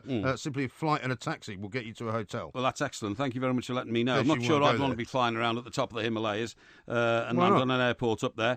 Anyway, listen, I really like this contribution. Thank you from, I'm trying to find who it is now, but they said, well, why does Porky need to clean his teeth anyway? Doesn't he soak his dentures in a glass of Pinot Grigio overnight by his bedside? Yes. That's a bit harsh, isn't it? It is a bit harsh, yeah. And of course you don't, do you? Well, sorry? You would never waste the Pinot Grigio in that way. Well, that's a bit harsh, isn't it? Now, have you been to Brighton lately? I haven't actually. People keep asking us to do shows down there. Yeah, we do keep getting us to do shows and we down should there. really do one down there because Brighton is one of the hot spots of the world. Well, it certainly is. I totally agree. But living on the coast... When was the last time you were there then? Well, I've passed through Brighton a couple of times recently because sometimes when I go down to the coast, if I go to Gosport, where I live, or Bournemouth, well, you know Brighton's also on the coast. Yeah, I know that. What I'm saying is, the coast. I can sometimes, if I think traffic conditions are better, I go down the M23. Yeah. I go straight past Gatwick Airport, and then to the coast and turn right. But you turn right at Brighton. Well, you go on the M27. Well, it's the A27 actually. So you sort of go north of it, don't you? No, the A27 runs into the M27. You're absolutely right. No, I know, but it goes around Brighton. Yes, it does. Yeah. Well, no, I actually connect at Brighton. Actually, on the outskirts of Brighton. No. That's what I'm saying. It's north of Brighton. Yeah, I know, but I've still been to Brighton, haven't I? Well, no. Yes, I have. No, I have this argument with people all the time. People who say touchdown in Tokyo Airport in order to fly somewhere else, and they go, "Oh, yeah, I've been to Tokyo." You haven't been to Tokyo. You've been to Tokyo Airport. I mean, it's just splitting hairs. No, it's not. For goodness sake, no, it's called like Tokyo Airport. If you land at Heathrow, right, and you stay at Heathrow, and you stay and get on another plane, you haven't been to London, have you? Well, considering the airport's called London Heathrow, I think you have, yeah. So you think by staying in an airport you've been to... That's the sort of course nonsense you would come up with. Of course you have. Because you go, "Oh, yeah, I've been to wherever, I've been to Dubai." So if you stay at a hotel at JFK, have you not been to New York? No. Rubbish. Of course not. What's a nonsense? What drivel are you talking? Because because JFK Airport is not New York. It serves New York. So it does. It's the busiest international airport in the world. But but you haven't actually been to New York. Well, You've been to JFK Airport. Most people would say you had. Well, anyway, next time you go to Brighton, right? Yeah. Very near the Pavilion. Have you seen the Pavilion in Brighton? I know the Pavilion very well. I first went there when I was a child of about 10. Did you? Because what was going on in there? Not a lot, but we'd been to Bognor Regis. Had you? To Butlins. Oh, yeah. Butlins, Bognor Regis. You always go to Butlins. Yeah, we used to go to Butlins a lot as kids. It was a great family holiday, and believe me, I had no problem with it. And people, snobs would say, "Oh, we've gone to Butlins, we've been to Mallorca." I didn't like those people, okay? Because as far as I was concerned, Because you're not a snob at all, are you? Butlins was fine. No. You've still got your pen. It's not my pen, yeah. In fact, I've been to a holiday at Butlins in Bognor Regis, Pwllheli in North Wales, Skegness, and another, but I can't remember the another. It might have been Barry Island in South Wales. Barry Island? Yeah, I think so. So you've been to all 4 Butlins locations, well, it used to be about 10. Yeah. Used to be about 10 of them. Used to be one in Scotland. Like a bit tedious. Air or something? No. Didn't your parents ever want to take you abroad to broaden your mind? Well, you did education? eventually. When you got a bit older, we started going to places like Mallorca. Oh, yeah. And so you didn't like people that went to Mallorca, but then you went there? And Magaluf, and places like that. No, I'm talking about when you were a child, not when you were a teenager going on holiday on your own. No. When we were about 11 or 12, we started going on... I suppose it reached a stage where package holidays had become affordable to the working man, which my father was. So that's how it worked out. Oh, okay. Because we used to drive across Europe, of course. Oh, yeah, you told me, yeah. About 6, and go camping in Lido di Jesolo, which is lovely. How come your father was a man who trained bomber pilots during the Second World War? No, he was a navigator. Oh, navigator, was he? I'm saying, but never learned to drive a car. Well, he tried to learn to drive a car, and he failed his test. And after that declared he was never going to drive again. But they let him loose in Lancaster Bombers He was a navigator. Yeah, but I mean, do you think a bloke who couldn't pick up changing gear in a Morris Minor should have been given the responsibility to guide a Lancaster bomber over the right target? His talent was not about driving. No wonder they let him train in Canada and India. His talent was not about driving. He could navigate by the stars. Yeah, navigate by the stars. He could. Yeah, really. Yeah, very talented man. I thought the Vikings used to do that. We'd moved on a bit by the Second World War. Well, they didn't do too badly, did the Vikings? Yeah, well, but they didn't have anything else. They managed to invade Britain and take it over. Yeah, but they didn't have compasses and things like that. They didn't need them. Well, no, I know, but... you had a sextant in the plane. Lancaster bombers before electronic, devices were around. Well, no, I think instead of ridiculing the man, I think you should actually thank somebody like him for the sacrifice he made during the war. Well, indeed, like my father, war hero, man who joined the Royal Navy at 17. What did he do though? What did he do? He was on the invasion of Europe. He was on it. Well, he was doing what? Well, he was manning... Was he making a tea? No. He was manning a Royal Navy boat and sailing a boat. Yeah, and sailing across the English Channel to France. His job was to man a gun and ward off Messerschmitt aeroplanes, which are coming in to try and rid the Royal Navy of all their ships. Good luck with that. How many ships there were on the D-Day landings? I don't know. 535. And how many Messerschmitts did he shoot down? Quite a few. Quite a few? Yes. Well, I don't know, 5? Well, I don't know. 10? Never talk about it. Up, haven't you? No. Do you know what the case is? Let me tell you what the case is, right? The sky was so black with Messerschmitts, and there were so many planes with so many guns firing at so many ships with so many guns firing at so many aeroplanes. Yeah. Nobody actually knew who'd shot the planes down in the end. Do you see what I mean? If he was anything like you, he would have claimed that he shot all of them down. The crisscross of fire, the crisscross of ack, as we called it, and fire, the bullets whizzing through the air, and the bombs exploding, at sort of, 1,200 feet and all that kind of stuff. Nobody quite knew who was responsible. Yeah. All right. But I thought you'd have known that if your father had talked to you about, his service in the war. While he was, navigating over Canada and India, you know what I mean? He was a very good navigator. Yeah, I'm sure he was. Anyway, we're talking about Brighton. Yes. I don't know why you managed to do that. And talk about your father's war record. You started talking about it. Now, you're talking about this huge pole with a donut around it. The thing that I find interesting is they built this thing right in Brighton, and nobody's actually known that it was going up until they finished it. I found it astonishing. And why would you? If you were in Brighton most of the time, would you not have noticed that this thing was being put up? Well, I know people who live in Brighton, and in fact, my niece has only recently moved back from Brighton. Has she? Yeah, is that the niece that I met? It is the niece you met. How is she? She's very well, thank you. Yeah. And she's a I was chartered... thinking of giving her a ring, actually. Yeah, okay, do. She's a chartered surveyor. I'm sure she'd love to hear from you. And she's Maybe you should get her to comment on this. She's a chartered surveyor. She's been working on a huge site in Brighton, a big development, and so she had to stay down there for a while. But she never once said to me, Uncle Mike, they're erecting this huge pole on the front at Brighton. She hasn't mentioned it, though. And we've spoken to a Brighton resident this morning, haven't we, in this very building, who said, I thought it was a chimney. Yeah. So until they put the donut structure around it, which contains people... It's not a donut structure. It is a donut structure. No, it's a viewing gallery. Yeah, and what shape is it? It's round. Circular. Circular. Yeah, and what shape is a donut? Well, not always round. Circular. Well, so what? Everything is circular is a donut shape. No, is it? but a donut is circular. A plank you are. A donut is circular with a hole in the middle, right? This microphone is also circular. Would you call that donut shaped? No, it hasn't got a hole in the middle. Not all donuts have. Jam donuts sometimes have a solid centre. Yes, but a lot of donuts have a hole in the middle. That's why we call them donuts. Many of them. No, you don't call them donuts because they've got a hole in the middle. All right, do you want to call it the polo mint then? What do you want to call it? I just call it a viewing. What is your problem here? Why do you have to call it anything? You call it a viewing platform. Because I've got a command of the English language, really? I like to give it an expression which vividly portrays it in the minds of the millions of listeners here's what it's actually who've tuned into this show. It's a 360-degree curved glass pod. How about that? Well, there you go. That's what it is. To me, it looks like a donut. Would you go up in this and have a look at the coastline? Definitely not. Why not? I suffer from vertigo. No, when my niece and nephew were younger, we were walking through a park in Bournemouth. Oh, yeah. And there was a balloon there. And the balloon was fixed to the ground. Yeah, never. This is from a man who says he's got a great command of the English language. Yes. The word is a balloon. Yeah. Not a balloon. There's an A in the middle. Yeah, I know that, yeah. And what happened was that it was tethered to the ground, but it had a release cable of about 250 feet or something like that. Yeah. So you climb into this balloon, and what happens then is you go up in the air and you view the sea and the surrounding area. Uh-huh. And after about 100 feet, I got violently ill with vertigo. No, with vertigo, honestly. It was terrible. Panic attack. Oh, panic attack. And I couldn't look out. Quite a sort of fragile little thing, aren't you? I lay flat on the floor and my poor... Had you had a drink at this point? No. I might have had. I probably had. Yeah, but I mean, not excessively. I wasn't intoxicated. Really? Because I was in charge of my niece and nephew. No, of course you wouldn't want to do that. No, they were about 8 and 9 at the time or something like that. By the way. And they kept saying, "Oh, what's wrong, Uncle Mike? Come and have a look at the view." And every time I couldn't. I was physically ill. I had to lie flat on the floor and pretend. Well, I'm going to take you down to I Brighton. was in I'm the going to back cure of you. a truck. I'm going to cure you. Yeah, I'm not But going some up in people that down way. there get a bit carried away. Valerie Painter, right, of the Save Hove campaign, has described it as like something springing horribly out of the earth in a horror movie. Yes.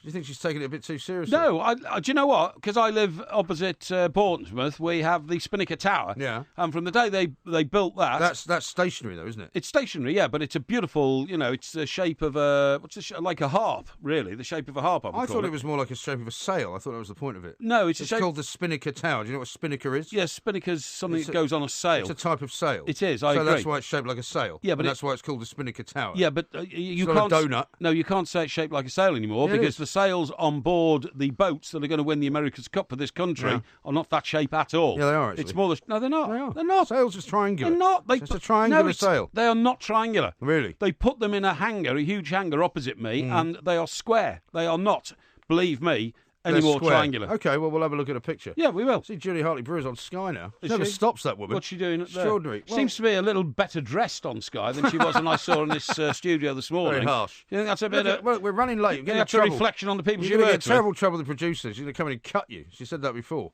You're listening to the Two Mics on TalkSport. This is a repeated programme, so please don't call the show as you won't get through, but you still may be charged. You're listening to the Two Mics on TalkSport. This is a repeated programme, so please don't call the show as you won't get through, but you still may be charged. Enjoy.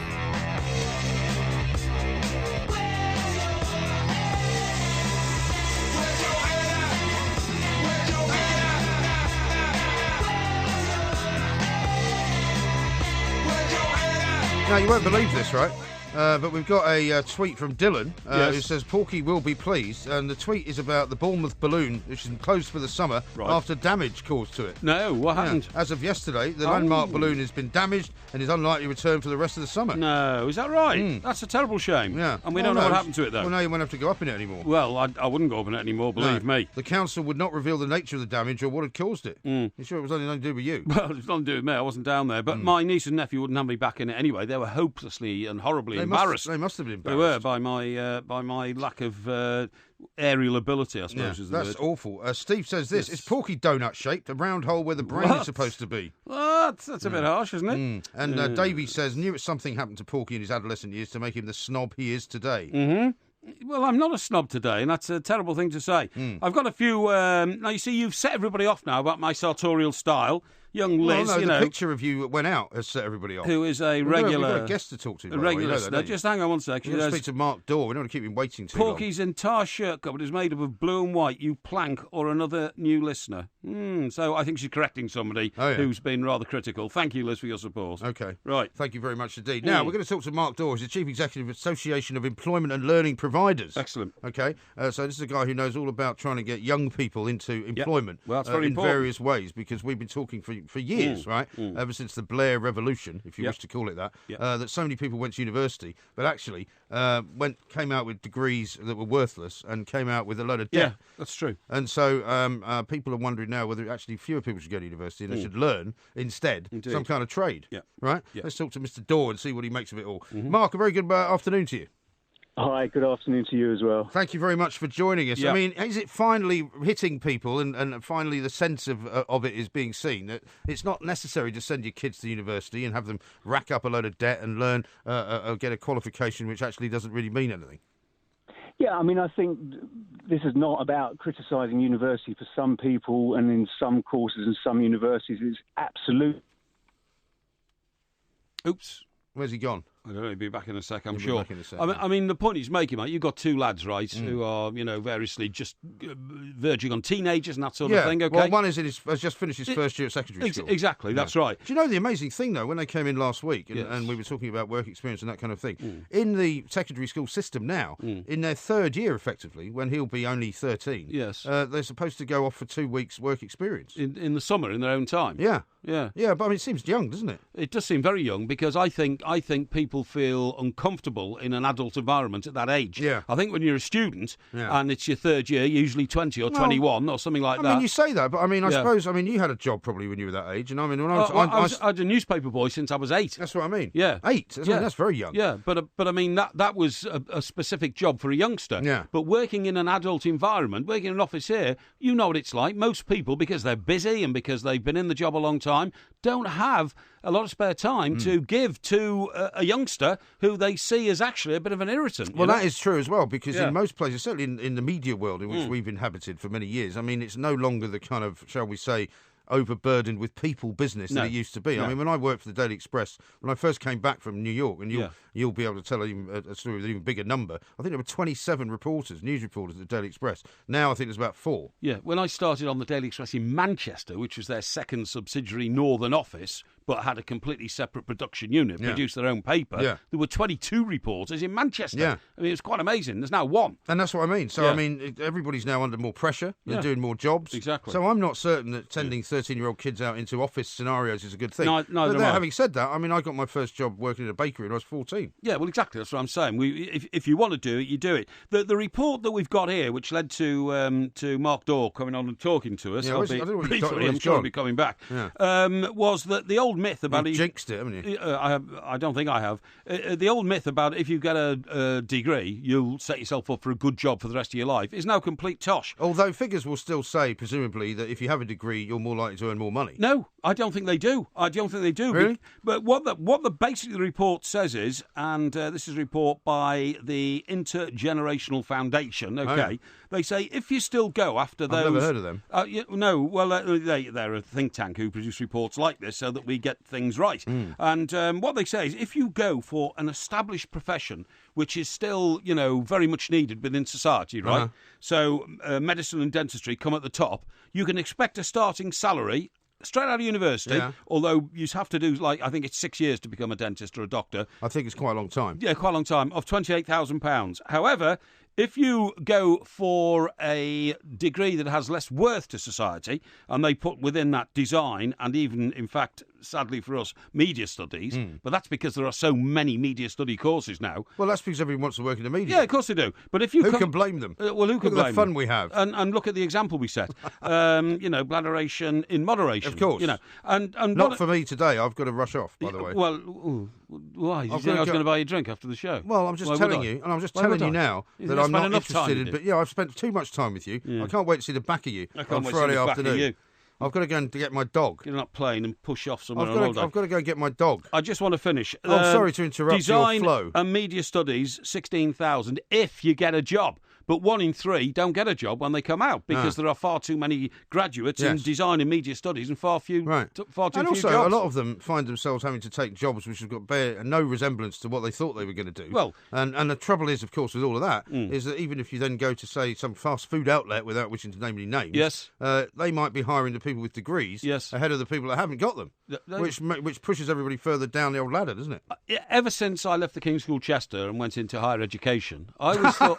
Excuse me. You didn't go into higher education. You went to Nottingham Poly for a year. The University of the Trent. You went to Nottingham Poly for a year and then dropped out. I thought, because I'm a go-getter, because I'm energetic, because I like earning money, why am I giving over 3 years of my life to doing something that, A, I don't earn money in, B, I don't know if it's going to be any good to me at the end, and C, allow my mates who left school at 16...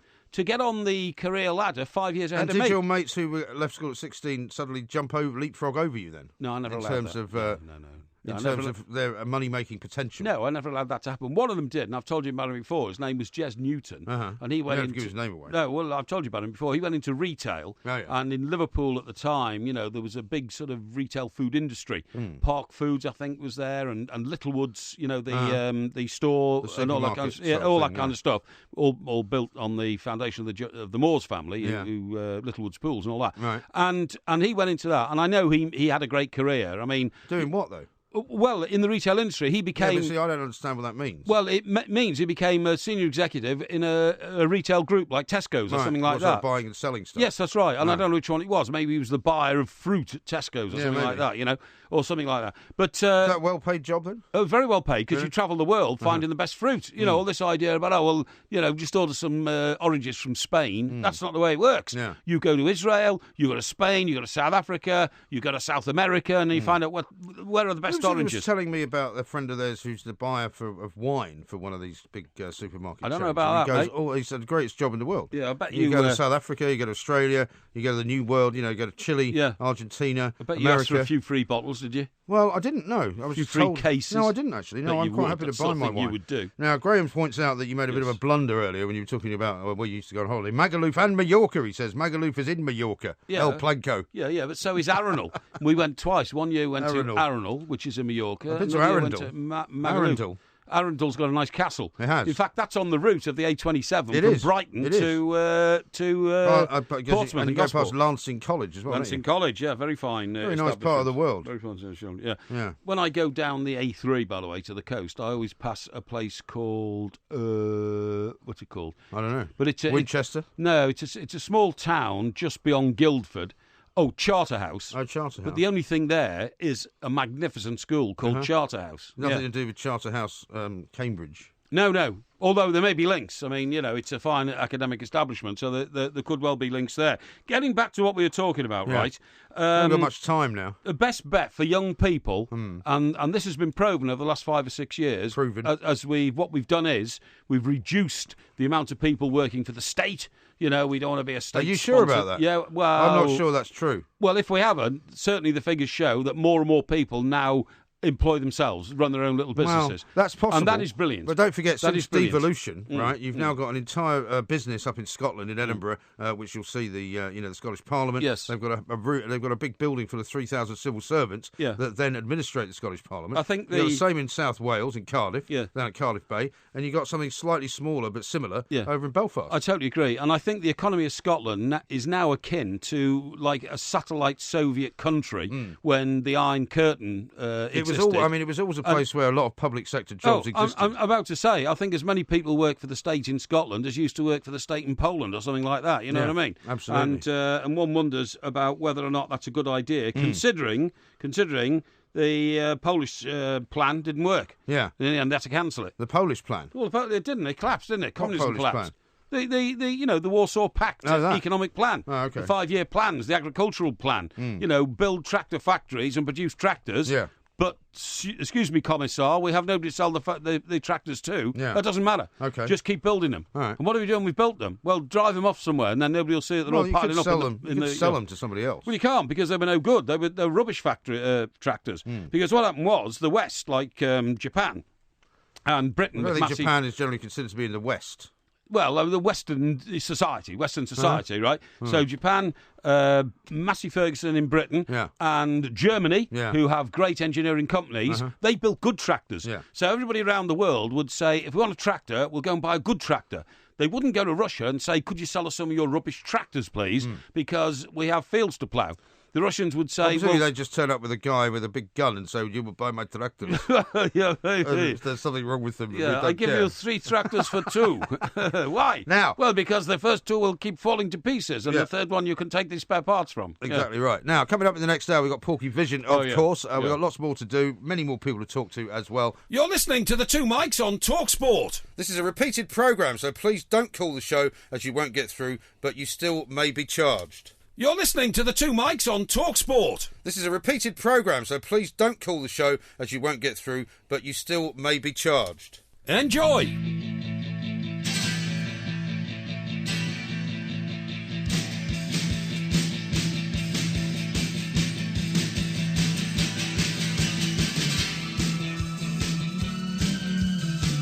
Good afternoon, we are the 2 Mics. I'm Mike Graham, he's Mike Parry, and we've got loads coming up, including Porkyvision, the best TV review this side of, I'm going to say Cleveland, Ohio, because we have a man with us who is from Cleveland, Ohio, Indeed. I think, Mr. David Hill. Good morning to you. Yeah. Good afternoon, I should say. Thanks for having me. Now, I walked out of the studio for 5 minutes, for my usual break, as I have, because I have to get away from you for a few minutes. Well, no, you have to take a break because your brain's scrambled. I come back and you're taking pictures with him. Yes, that's right, yeah. With the two mics, right? That's how it works. Here. We're supposed to... Well, I wasn't here. Yeah, you could have waited till I got back. Well, no, we couldn't because we were coming back on air and we thought, well, if we can't include you in the picture, it doesn't really matter. So Dave and I decided to pose together. Yeah, anyway, they welcome. They said they would Photoshop you in. Yeah, exactly. What they said? Put you in post. Yeah, well, see, if he knew how to do that, I would believe you. This is a guy who can't I don't actually, do the technics. He does not. He is the most unreconstructed, useless kind of technophobe I've ever had the misfortune Don't to know. even listen to this rubbish. Now, you've come here because you're appearing at the Camden Fringe very soon. I am. It started Monday night. Monday night, right now. Well, welcome to Camden, then. You're welcome to Camden, where Have you Mike been there and yet? I... What's that? Have you been up to Camden yet? Yeah. You just said he started on Monday night. Are you deaf? I didn't hear that bit. Oh, you didn't hear that No. bit? No, well, you should listen You a were bit too more. busy interrupting him. What I was saying to you was, Dave, that young Mike and I over there, we did a show at Dingwall's quite recently in Camden. Oh, nice. How did it go? It went very well indeed, thank you. It was nice very, crowd. it was very rock and roll. It was somebody tried to invade the stage and punch me. Really? Yeah. It happens quite a lot. Did you punch him back? No, luckily he was dragged off before he could get to me. Lucky for him. Lucky for him, exactly. Yes, I would have killed him. Yeah. Yeah, you might have done. I mean, did you get any of that when you're doing your shows? Do you get little hecklers? No. Not this week. They heckle a lot more in the UK, but I kind of like it. It's entertaining. Nice. Except if they're from the north of England. I don't understand what they're saying. Well, they don't understand what you're saying most of the time. Yeah, so probably. That's so okay. it's even. But you've got a very kind of middle American Cleveland type accent, haven't you? It's not as if I mean, your voice is not difficult to understand. No, I don't think so. No, I don't think it is either. Cleveland, by the way, is the only place I've ever been in the world where the river was on fire. I once went there. Not when you were there, though, was it? Yeah, it was, yeah. Real? Oh, yeah. So you really got Why? caught right The river in the was heart of the actually on action. fire. Why? It had some kind of problem with some chemical. That was a long time ago, though. It was sometime in the 80s, beautiful place. It's the Paris of northeastern Ohio. Really? Paris of North, yeah. It's there's not many other runners in that area, really, are there? Well, it's like Hull without the glitz. Yeah. If you had to... I went there for the WWF wrestling. Did you? Oh, really? Yeah, there's a huge arena there. Yeah. And who did you fight? No, I didn't That's fight where anyone. Trump just was. Is that right? But I tell you, he made his debut that night, The Undertaker. Oh, yeah. Now, he's very famous, isn't he? WWF. Reputable. Exactly. And they did the whole thing. They brought the coffin out, put it at the side of the ring. You know, he killed his opponent, then he used his foot to roll him across the canvas. Yeah, it was all fake, though, right? Yeah, it's all fake. Yeah, put him in the you can't say coffin. That, otherwise they get upset, don't they? Exactly. Yeah. Yeah, but it's it's a groovy town.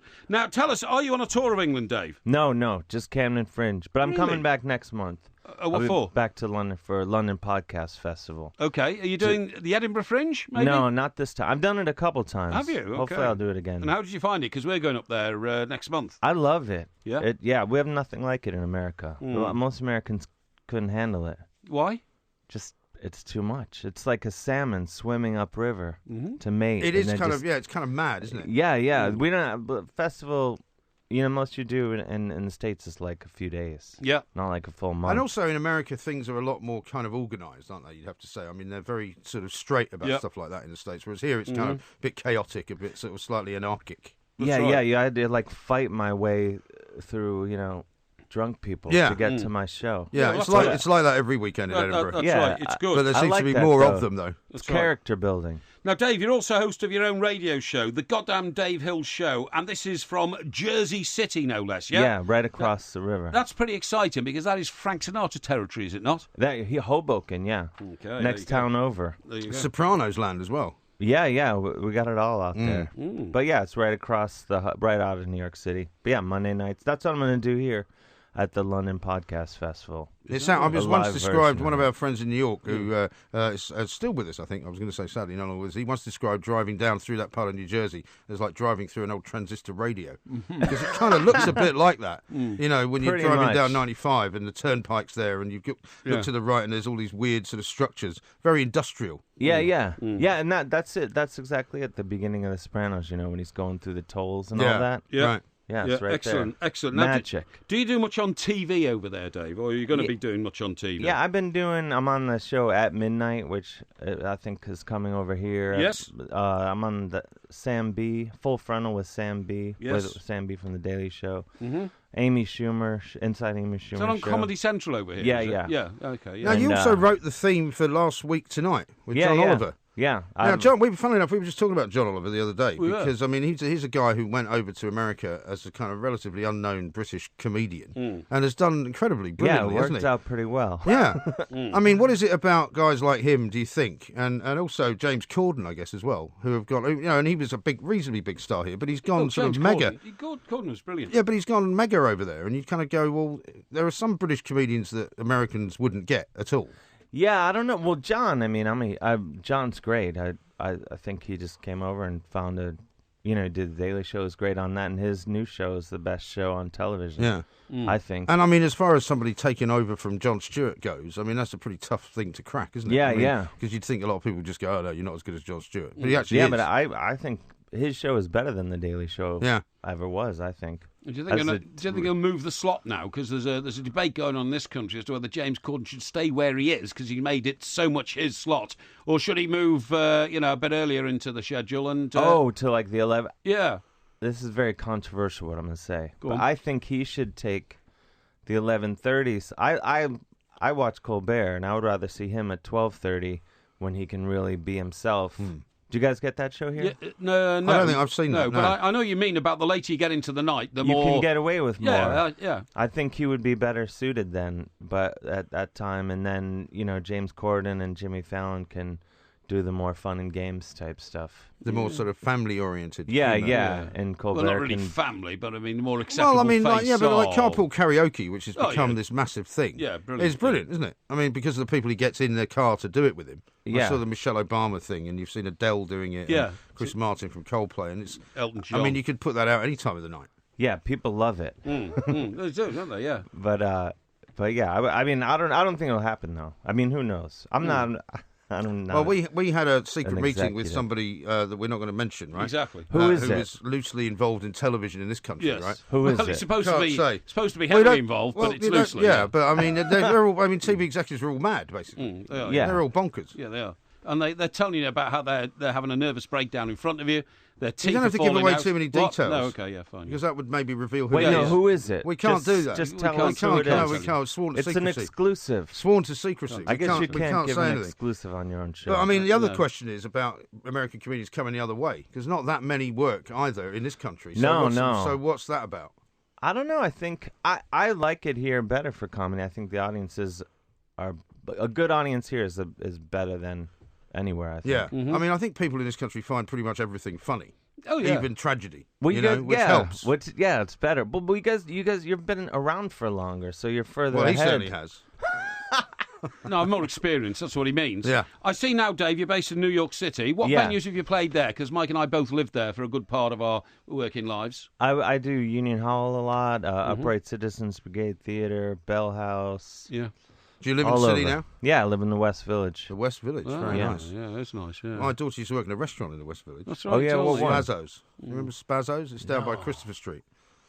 It used to be on the corner of just up from Christopher Street. I live right by there. Bottom of Hudson Street. Yeah. Around there. We have a friend who runs the catering business around there. It's what's it called? Well, you talking about Myers of Keswick? Myers of Keswick. Oh, yeah. You know Myers of Keswick? I go there. Peter Myers is you our go friend. There? Really? Well, next time you go there, you give him our best regards, and he might give you a slight discount. Give me like some free Marmite. He's a guy who started. Yeah, that's right. Yeah. He was a butcher, right, from England, and he came out and he ran a pub called the Hell. What was it? The Bells from Hell. The Bells of Hell, which was up on the sort of in the West 40s somewhere, really horrible in Hell's Kitchen. But that got shut down. He decided to open up a store selling basically English products. Yeah, that's and he would import pork pies. He makes sausages, Heinz beans, HP sauce, and he sells them to people like Keith Richards and Mick Jagger when they're there. And he knows all these guys, and because when he set the shop up, there was nothing there. Yeah, it was down the bottom of Hudson Street. It was like a wasteland, and now he's kind of 2 blocks from the Gansevoort, and everybody goes, "Oh, it's such a trendy area." Yeah, but it never used to be. Right. Yeah, no, I go there all the time. Oh, okay. Oh, well, you got to say hello to him. Regards. I will. Yeah. Get the hookup. Well, stay with us because I haven't even got a chance to ask you yet about Snoop Dogg. Oh, my buddy. Bear in mind that it's an afternoon show. There may not be many stories you can tell us. But we're with Dave Hill. He's at the Camden Fringe, and it's myself and Mike Parry. We are the Two Mics. More coming up.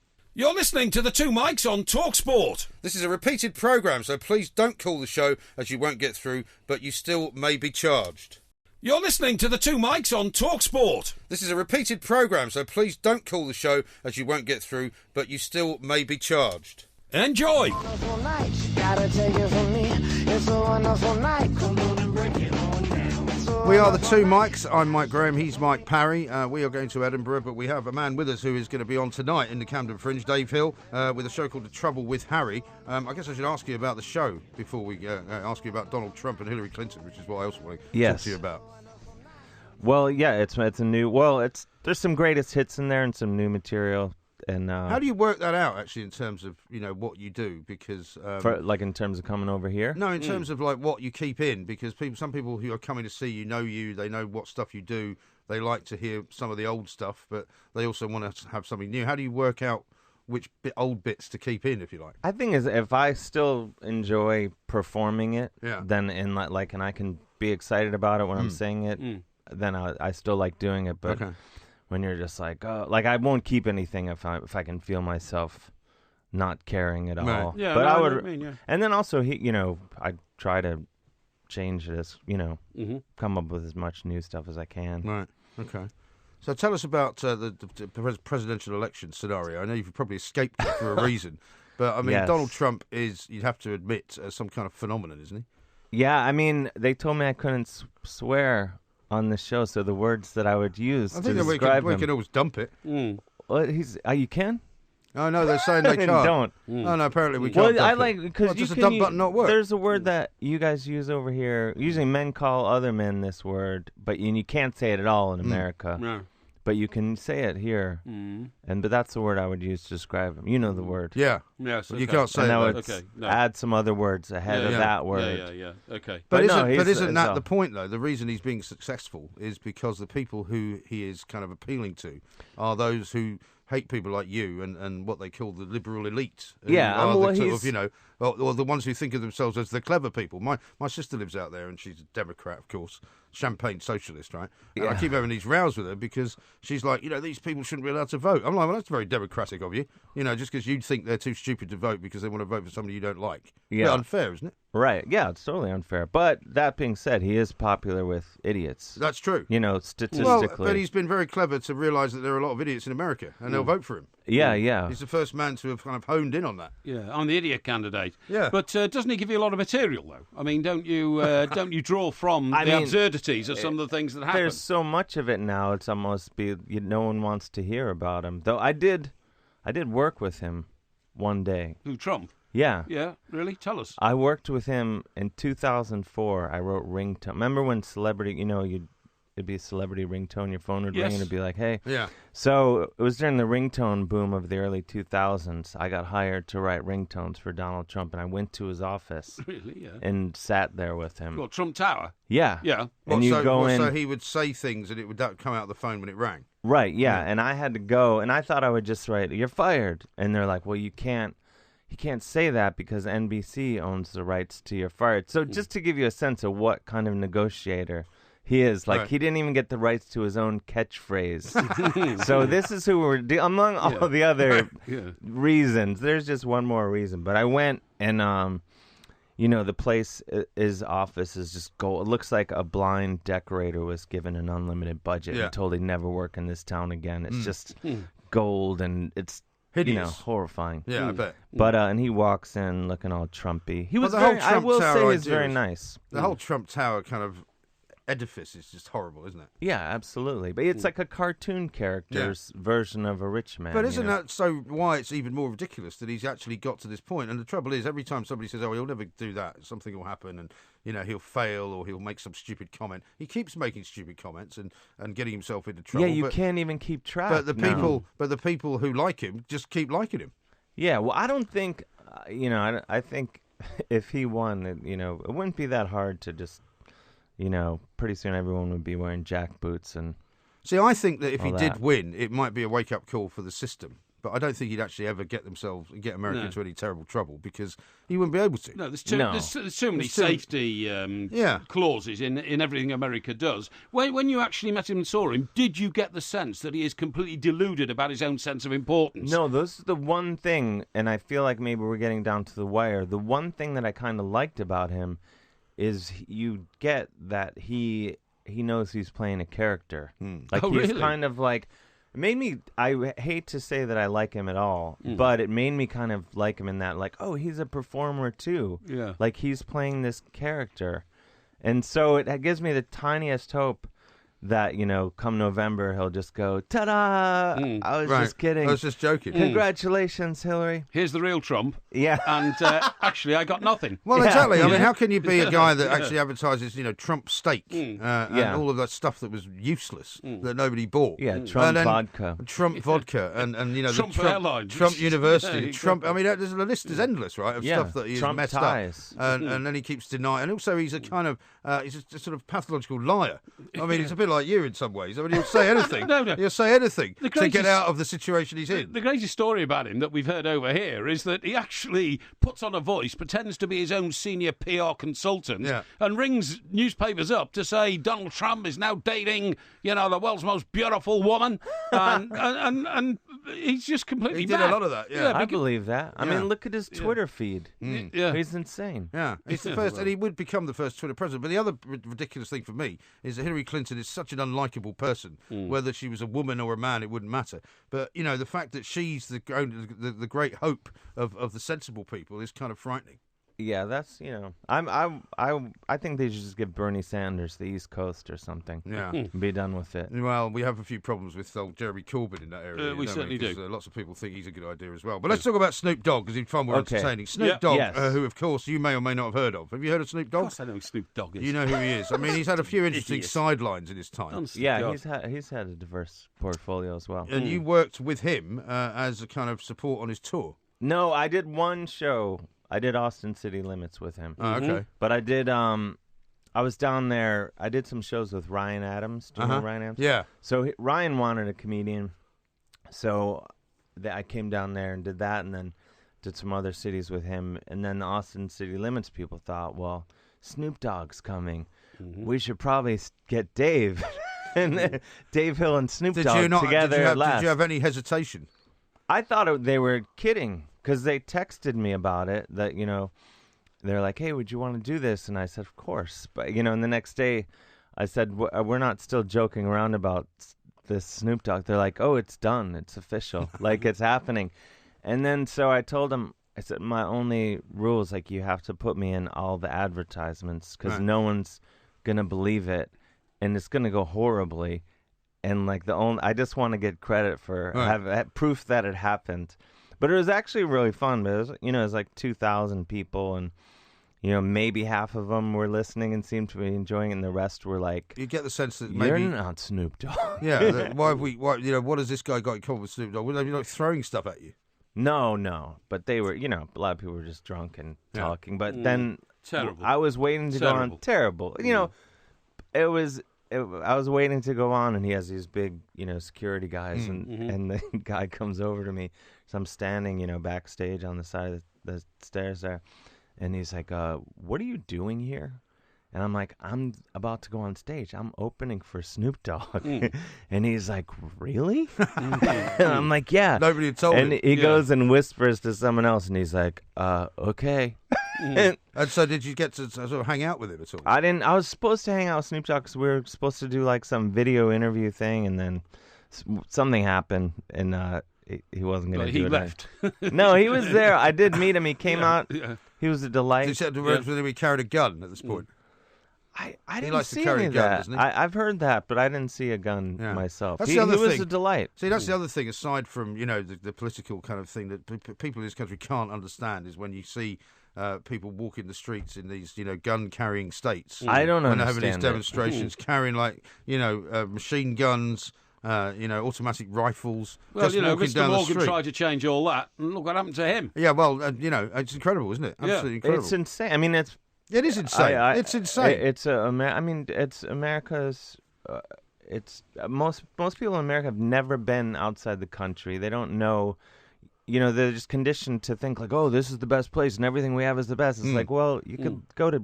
I've been all over the world. I would say maybe China and Mexico are a little more screwed up, but everywhere else is pretty much got stuff pretty well dialed in. And also, are you one of those people? I mean, a lot of the people I know in America, I talk to them, and most of them lived in New York at the time, to be fair, and they got a handgun law. But we never knew anybody when we lived there for 10 years that actually had a gun. No. We never met anyone that had a gun. You don't need one. No one needs one. But the whole, Trump and all this gun stuff is just, they get everyone so scared into thinking, well, I have to have a gun because what if someone and I have to go buy another gun. Yeah. Every time there's a massacre, there's a massive surge in gun sales because people like Donald Trump say you've got to protect yourself. Yeah, you should have had a gun. Yeah. And then they're like, we need to have armed guards everywhere. Well, they've had armed guards at these last 2 mass shootings, right? And they didn't save anyone's lives. No, you shocking. know? Absolutely shocking. Well, lovely to see you, Dave. Yeah, Dave, thanks for calling in. And good luck with your Thank you for Aces and having Eights me. show. And it's Aces and Eights tonight, right? Yeah, tonight and every night at 7:45 at Aces and Eights in Tufnell Park, right across from the Tufnell Park Tube Station. Okay. Tremendous stuff, which is on the Northern Sunday. Line, obviously. Yeah, I love that Northern Line. Yeah, it's great, isn't it? Yeah. It's the oldest and longest tunnel in London, But that's another story. Wow. Dave Hill is on the Camden Fringe later on. We're still here. We've got Porkyvision to do coming up next with Mr. Parry. You're listening to the Two Mics on TalkSport. This is a repeated programme, so please don't call the show as you won't get through, but you still may be charged. You're listening to the Two Mics on TalkSport. This is a repeated programme, so please don't call the show as you won't get through, but you still may be charged. Enjoy.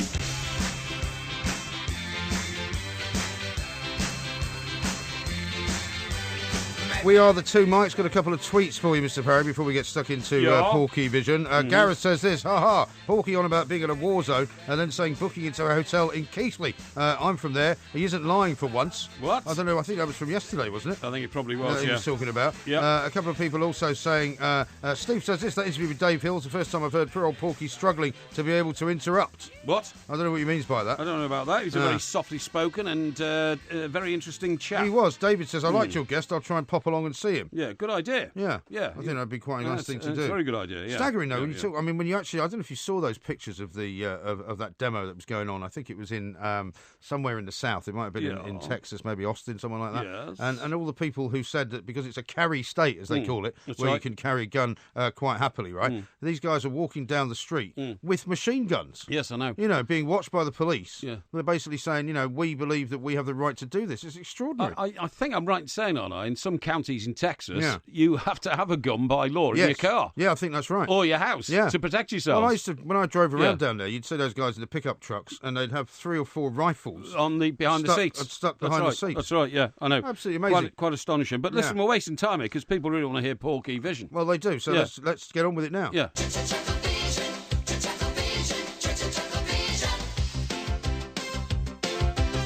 As it's known, of course, the best TV review this side of, Jalalabad. Kathmandu. Pick any place you like. But, of course, when you picked Kathmandu, what you thought it was going to be was some very remote place that nobody could ever get to. Well, but you were proved wrong about that because you can take a flight there and a taxi. If you walked up and down the main street in Newcastle upon Tyne, Manchester and Birmingham, every day for the next 7 days, you wouldn't find anybody who'd ever been to Kathmandu. I don't think that's true. No, it is true. Loads of people go to Kathmandu. Nobody's ever been to Kathmandu. That's not right. Nobody. I bet we can find somebody in our office that's been to Kathmandu. Kathmanduians, right? They live there, and of course they've been there. Nepalese people. Nepalese people, but most people don't go to Kathmandu. I bet you any money we could find someone in our office who's been to Kathmandu. Absolute rubbish. But anyway, we should be talking about Porkyvision. Yeah. Now, the third episode. What's on the agenda? The third episode of The Secret Agent. The worst show ever. Oh, no, it's incredible. Absolutely incredible. It really is. Dramatic and not without its wilder moments. Really? Now, for instance, what do you think was the most erotic, how can I put this, horizontal rather than vertical rather than horizontal sort of Rogerization refreshment you've seen over the past few months? Well, it was probably one of the Night Manager, wasn't it? Exactly. Right. Now, guess what? The Secret Agent, third episode. Although, actually, having said that, I was watching Peaky Blinders Series 3 the other night. Oh, yes. Which I have to say, well, it was a bit later than it was actually on BBC. That's right, yeah. There was quite a bit of it in there. Oh, quite a bit of it in there. I totally agree. But anyway, the one I'm talking about is the one you're talking about, The Night Manager. Yeah. And they replicated that almost to a T in the third episode. With old Tom Huddleston. No, Tom Huddleston's not in this one, no. No, I know that, but he was in The Night Manager. He's in The Night Manager, yeah, but he's not in this still one. with Taylor Swift, by the way. I haven't seen any pictures for a couple of days. I don't know. I don't know whether that's blown itself out, you know what I mean? I don't think it has. Like sails and storms do. Now, what I was going to say is, this The Secret Agent, and the lead actor is that very ugly little guy. Surely it's not him. He's not involved in this act, is he? No, he's not. No, I'm about to tell you. That would give me the horrors. I'm about to tell you. It's a really, really convoluted plot now. He'd have to stand on a box. Yeah, he would actually. Yeah, he is a little sort of, smallish type guy, very ugly. But the only reason I don't think there's any reason to call him ugly. I mean, no, he is. It's not his fault. No, I don't mean the actor's ugly. I mean he's made up to look ugly because it's part of the plot. Because the thing is, the lady with who he cohabits is a widow, and he's got like a reasonably middle-class sort of business, runs a shop, a seedy shop. It's a bit seedy, though, isn't it? Well, it sells dirty pictures on the counter in Victorian times. It's not what you call a family shop. Well, I totally agree with you. But on the surface, it's supposed to sell newspapers, and modern journals and that kind of stuff. Yeah. But under the counter, and the point is, you see, I've got to the kernel of the plot now, because all these politicians and judges. Don't be ridiculous. Because all these judges and politicians come in and buy the seedy pictures under the counter, they can be blackmailed. And why do they go there then? And that's why the Valak to me has no what's his name? Valak. Velcro. It's Velcro, isn't it? Velcro, isn't it? No, it wasn't Velcro. Velcro. It is Velcro. Velcro, yeah. Because he knows who they are, he reports this back to his... But why do they go there then? Well, I don't know. That's what makes no sense in the story. Well, anyway, hear me out. So he gets recruited by the Russians to be a Russian spy. Yes. But at the same time, he's a double agent because he's also spying for Scotland Yard on the Russians. Right. So the Russians, just to summarise the plot, tell him to go up and blow up the Royal Observatory at Greenwich, okay? Yeah. During the course of trying to do that, he's not very competent, and he manages to blow up his wife's brother instead, which is not too efficient. His name's Verloc. Verloc, that's the guy. Verloc, yeah, that's the guy. Yeah. Now, right. It's a ridiculous story, right? There's only three of them, isn't it? There's only three of them, yeah. So is it finished now? Well, it's finished because everybody's dead, you see, because what's happened is he blows the brother up, which is, hopeless. Right. And he goes home, but he tells his wife, who is...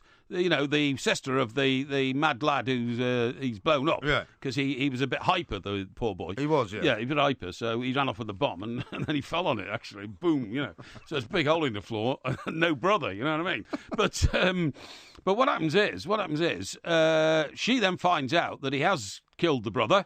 By mistake, albeit by mistake, but she's not very forgiving. No, I'm sure. So she goes upstairs in like a trance, you know what I mean? And he starts justifying it, saying, well, it's my job and, I'm a spy and all that kind of stuff. So is this the first time she's discovered he's a spy then? I think so. Yeah, right. I think so, yeah. Okay. So anyway, what happens is...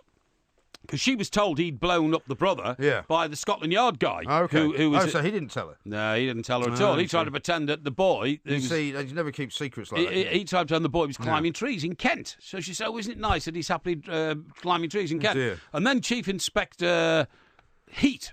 Believe it or not, Heat. Chief Inspector Heat comes in from Scotland Yard, a Scouser, and they still haven't explained how a Scouser turns up as a Chief Inspector in Scotland Yard. Particularly, there was no movement of labour in those days. Not much, no. No, there weren't many Scousers in London at all. Most Scousers in 1905, hadn't left Liverpool. In Peaky Blinders, there's a lot of Northern Irish people in Birmingham. But there's always been a flood of Irish people into this country, but not so much with Merseyside people. Anyway, so she's been told by Heat that he's actually killed your brother. Right. So she goes upstairs in a trance, comes back down, then picks up the knife that he's been carving the ham with to eat his ham butty. Carving the ham with? Yeah, carving the ham. I missed that bit earlier. And she gives it him. And the thing is, it was brilliant, actually. What do you mean, she stabs him? Oh, yeah, but only stabs him. She, only 1/3 of my heart works. So 49%. I know how vulnerable the heart is. Yeah. She stabs him right between the two ribs, which send the knife straight into the heart. So he dies instantly. So she knows what she's doing. Well, she maybe. But anyway, get to the plot gets better. So you're telling us the secret agent's dead now? Secret Agent's dead. Well, hang on. People might not have seen it. No. He's dead. No, he's halfway through the last episode. He's dead. No. And you think, hang on, that must be the end of the story. No, it isn't. Because guess what? Right. While he's another twist. Another twist. She used to go to these tea afternoons at London Hotel. Yeah. And a younger man had cast his fancy eye at her, and she was quite, quite taken. Quite taken. Yeah. So he turns up. And he says, oh, what's wrong? She says, well, my brother's dead, and I've just murdered my husband. I've got a bit of a problem. Right. He said, don't worry, I'll sort it out for you. So she says, thank you, and that's when the vertical Rogerization situation takes place. In order to solve her grief situation? Yes. They go off and, No, they do it in the house. with the body, like, bleeding. Oh, well, why he's lying there dead? Yeah, that's right, yeah. That's a bit disrespectful. Well, that's what I thought, I thought, that's, she doesn't look that, doesn't look as though she's mourning too much now for either of the men she's lost in her life. Yeah. Anyway, he then says, I know what we'll do. Don't worry. It's obvious that you're the murderer. We'll escape to France. So they get on a train and they go down to the coast. I think. So at this point, nobody knows he's dead. Nobody knows he's dead. Right. But then he turns up, finds he's dead, thinks that must be his wife, gets on the train, heads to the coast, and on the train he confronts them and says, "You killed him." And they said, "Who confronts them?" Heat. Oh, Heat. Okay. Yeah, confronts. There's no flies on Heat. No, Heat. So do you know what they say? What do they say? They said, "Oh yes, we did actually, Chief Inspector, but would you mind letting us go?" So after a few seconds thinking... So do they let him go? Yeah, he says, OK. So he gets off the train. This is the worst TV show, I'm telling you, I've ever seen. Anyway. So what happens then is... She gets to the coast. Is it the end yet? No, it's not the end yet, yeah. She gets to the coast with her young lover. Right. And then he announces he's not going to France with her. She's going on her own, gives her a ticket. Right. He doesn't want anything more to do with her. That's nice. He says, I'm going to be implicated in the murder, and I didn't murder him. Right. She gets on the boat on her own. Well, I thought the other guys already said they could go. Yeah, he has. Well, why is he worried about being implicated then? I don't know. I don't know. He maybe rubbish, this show, maybe he thinks another senior policeman might have another idea. Yeah. But there's a twist. There's a twist well, why he let it go. Don't tell us the final twist. No, I'm going to tell you. No, because anyway. I mean, I've already got this from Dylan. No. Less as a review and more of a tell us the entire plot. No. What happens then is she gets on the ferry and the ferry starts steaming off across the Atlantic. She's sitting in a deck chair when all of a sudden... I thought she was going to ferry to France. It is to France. Why is it going in the Atlantic? No, it's not the Atlantic. It's the English Channel. It's the English Channel, actually. Yeah. Or maybe it's off course. Anyway, she's going over there. So she's like the Titanic. She is suddenly sitting in this deck chair on the deck, reviewing her life. Yeah. And obviously thinks that it's not going too well. She's done well. She's got away. No, she can't think it's going too well because she then promptly gets up, walks across the deck, and throws herself headfirst into the English Channel. Not the Atlantic. Not the Atlantic. No. Right. So then. So is it not the end now? No. Still not the end. No. So now she's dead. At the end then. Well, I'm going to tell you. You just shut up and listen. So now she's dead, okay? Right. So she's dead. And by the way, beautiful photographer floating around underwater with her eyes open and all. It's like a mermaid almost. I don't like that. Yeah, well, So anyway, then we flash back to the young lover. He turns up at the mother of the woman who's just killed herself off the ferry and the simple brother, right? Yeah. And she's tending a grave in a graveyard. But what do you mean? What, the mother of the woman who just thrown herself off the boat? Yes, that's right. Yeah, okay. Yeah. She comes into the plot somewhere. All right. So he goes along and says, "How you doing?" and gives her a bunch of flowers. And we don't know which grave she's tending. Right. But then guess what? What? Then he goes to the young lover. Yeah, the young lover goes to the Serpentine. On that famous bridge on the Serpentine over the water. Hires a boat. Guess who he meets? Heat. Well, Heat's superior from Scotland Yard to reveal... What's he called? Light. Yeah, that's right, yeah. To reveal that he's, in fact, an agent as well. What, the young lover? Yeah. Okay. And he'd been spying on Velcro, what's his name? Verloc. He'd been spying. Yeah, he'd been spying on Verloc through associating with his wife. Okay. And giving her some standing up rogerisation. Vertical rogerisation. Oh, okay. Is this the end yet? No, because it's going to need to be the end soon. No, because then the guy who's really going to cop for it is the Russian First Secretary, who's completely messed everything up because he was supposed to organise the Royal Observatory to be blown up, and it's still standing. And it's still standing. Yeah. Blimey. How about that? Very complicated, isn't it? It was, yeah, but... I still think it's rubbish. No, it's great. Well, it's more entertaining listening to you describe it than actually watching it. I thought it was great. Yeah. Well, that was Porkyvision. Absolutely terrific. More coming up next. Indeed. You're listening to the Two Mics on TalkSport. This is a repeated programme, so please don't call the show as you won't get through, but you still may be charged. You're listening to the Two Mics on TalkSport. This is a repeated programme, so please don't call the show as you won't get through, but you still may be charged. Enjoy.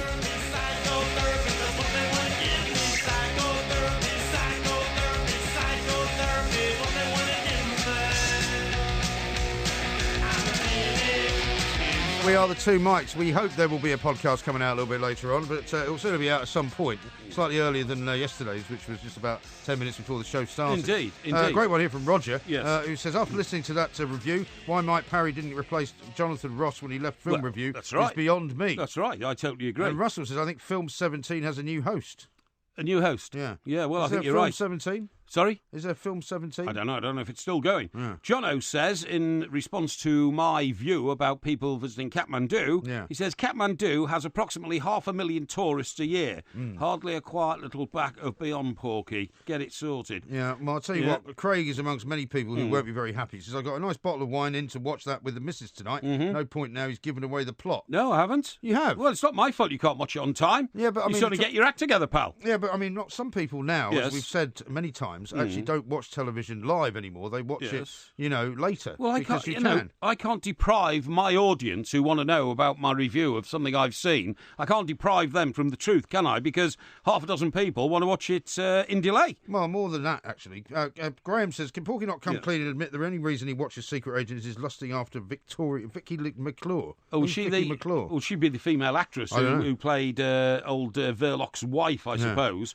I've got a couple of tweets here from various people. I'm not going to read them all over, thank you. But they said that pole that we talked about in Brighton, they've been building it for like over a year. Have they? It's a massive structure, and nobody could miss it. Nobody who entered, Brighton 3 miles away could possibly miss it. One of our many abled assistants said that he didn't see it, spot it going up. Oh, I know. No, and he said does that worry you? Does that worry you? It does a bit. That he's not very observant. Said he thought it was a chimney as well. Yeah. Yeah, it's very interesting. Now, if Porky gets this excited over a TV show, says CK, imagine how giddy he'll be when Everton finally signs someone that people have heard of. I didn't mean to ask you about that, actually, because the other day you were telling me how excited you were about the fact that this guy was coming from Swansea. Yes. Yeah, what was his name? Ashley Williams. Ashley Williams, yeah. He's the stalwart of the... He was the Wales captain, wasn't he? Swansea defence and Wales captain. And by the way... he's not coming, is he? And by the way... He's not coming, is he? Excuse me. He's not coming, is he? Let me just finish. Is he? I saw the statistics on his contribution to... what am I saying? To Wales during the competition and to Swansea last season, and he had that one of the highest completion set of statistics of all defenders. Passes completed. I don't care. Blocks completed. Not interested. All I'm interested tackles completed. All I'm telling you is he's not coming, is he? Well, it looks like the deal, which I thought had been sorted out a couple of days ago. I was misinformed. I'm afraid I was misinformed. The deal hasn't been sorted out, and it now actually looks like his actual is probably, but I only say probably, because the world's a funny place. It's not happening. It's not going to... It's not happening. You can forget about it. Now, have you ever been to Scarborough? I've been to Skegness. Well, that's not Scarborough. Well, OK, but it's close by. Why don't you just say no? Well, what I mean is... Why don't you just say no? I've been to Why can't you just say no? I've been to that beautiful part of the Yorkshire coast. Which beautiful part? Scarborough and Skegness. Well, Skegness is Lincolnshire, isn't it? Yeah, well, it runs into the Yorkshire coast. Well, it's not on the Yorkshire coast. Well, it's East Coast. I meant East Coast. You've been to the East Coast of I've been England. to the East Coast, yeah. Congratulations. I like it. Yeah, I've been to Rye, which happens to be in Kent. Yes. Which is also on the East Coast of England, but it's not Scarborough. Well, OK, but I've been to Tynemouth, and that's a beautiful beach. And that's on the East Coast as well. Well, many people have. Right, so why ask me anyway about what's it got to do with Scarborough? Well, Scarborough apparently is a top holiday spot. Are you going to Scarborough? Yeah, that's a song by the American duo of Simon and Garfunkel. Absolutely. Paul Simon hates Art Garfunkel almost as much as I hate you. Parsley, sage. Please don't sing. Anyway. You said parsley, sage, rosemary and thyme, as you called it before. Yeah, exactly. Anyway, apparently it's bucking a national trend and actually attracting holidaymakers and day trippers. Well, why is that bucking a national trend? Well, because people are not going, generally speaking, to seaside resorts in this country. Have you not read the journals on this? If you go to even Brighton, which is very busy during the summer, which is always been a very popular place, is not in any way like most of the other south seaside resorts. So people just don't go there. They're all kind of run down. I am way ahead of you on this one. Do you know why? Why? Because I had a report delivered to me just 3 weeks ago to say that as a result of things like Brexit, as a result of the terrorist atrocities which we've sadly had to witness on the continent over the last 12 months, many, many millions more people will be holidaying at seaside resorts in this country this year. Well, that's maybe so, but they will not be going to places like Hastings because, Hastings, unfortunately, I have to say, is a bit of a dump. Yeah, and it is very run down. Yeah. If you go to somewhere like Eastbourne, we talked about the guy with the pier the other day. Yes. I mean, it's quite nice, but it's a bit dull. Bexhill, which is not a million miles from me. Well, I mean, Bournemouth's a great place. Yeah, it's dull, though, isn't it? No, it's not. Yeah, Bournemouth's not dull. It is dull. No, it's not. It's not. It's lively. It's very lively. Yeah, Brighton's very lively. Brighton is lively. Where our big pole exists. But Scarborough, apparently, is famous for a place called the Sun Court. The Suncourt, where they put on open-air concerts. Do they? I can't imagine that would really draw me to this place. Why are you so mocking and dismissive of anything northern? You do get on my nerves. Absolutely not say. True. No, not true. That's really not true. No, honestly. I mean, we're going to the north of England. We're going to Whitley Bay later on. We're going to Liverpool later on in the year to do shows. I mean, I've got a lot of time for people in the north of England. It says here, Scarborough is a town of two halves. The north of Scarborough has a fun fair, the south an arena, the Suncourt, for an orchestra to put on open-air concerts. It says it clings to the cliffs above the North Sea on England's east coast. The town was enormously popular in the 19th century for those seeking spa cures. See, but that's the thing, isn't it? It was enormously popular in the 19th century, and people would go there in the 19th century. But the problem now is that, you know, for me personally anyway, you know, my kids and I perhaps would go somewhere like that for, I don't know, a weekend. But you wouldn't go there for like a summer holiday. I just don't think you would enjoy it as much. Shocking picture here, and I don't know who's printed this one, of a person paddling in the sea at Scarborough. Yeah. But they've chosen somebody who looks about 80 and has got a one of them frames, a Zimmer frame. A Zimmer frame? Yeah. That's a bit unfortunate, isn't it? Why are you drawing attention to that particular picture? Well, because when you show somebody a picture of a beach, of a resort, you want to make out that it's a lively and friendly place. You'd normally show children with buckets and spades and glamorous women frolicking in and out of the sea. Well, maybe they couldn't find any. Not an old lady pushing her Zimmer frame around in the shallows. No, that's not good enough. Well, but maybe they couldn't find any young, attractive women frolicking in the waves. If you wait long enough, they always come along. Don't worry. Do they? Is that your policy? Absolutely. Or just go and hang around on a beach and eventually some glamorous woman will appear. A bathing bell. Out of nowhere. You're listening to the Two Mics on TalkSport. This is a repeated programme, so please don't call the show as you won't get through, but you still may be charged.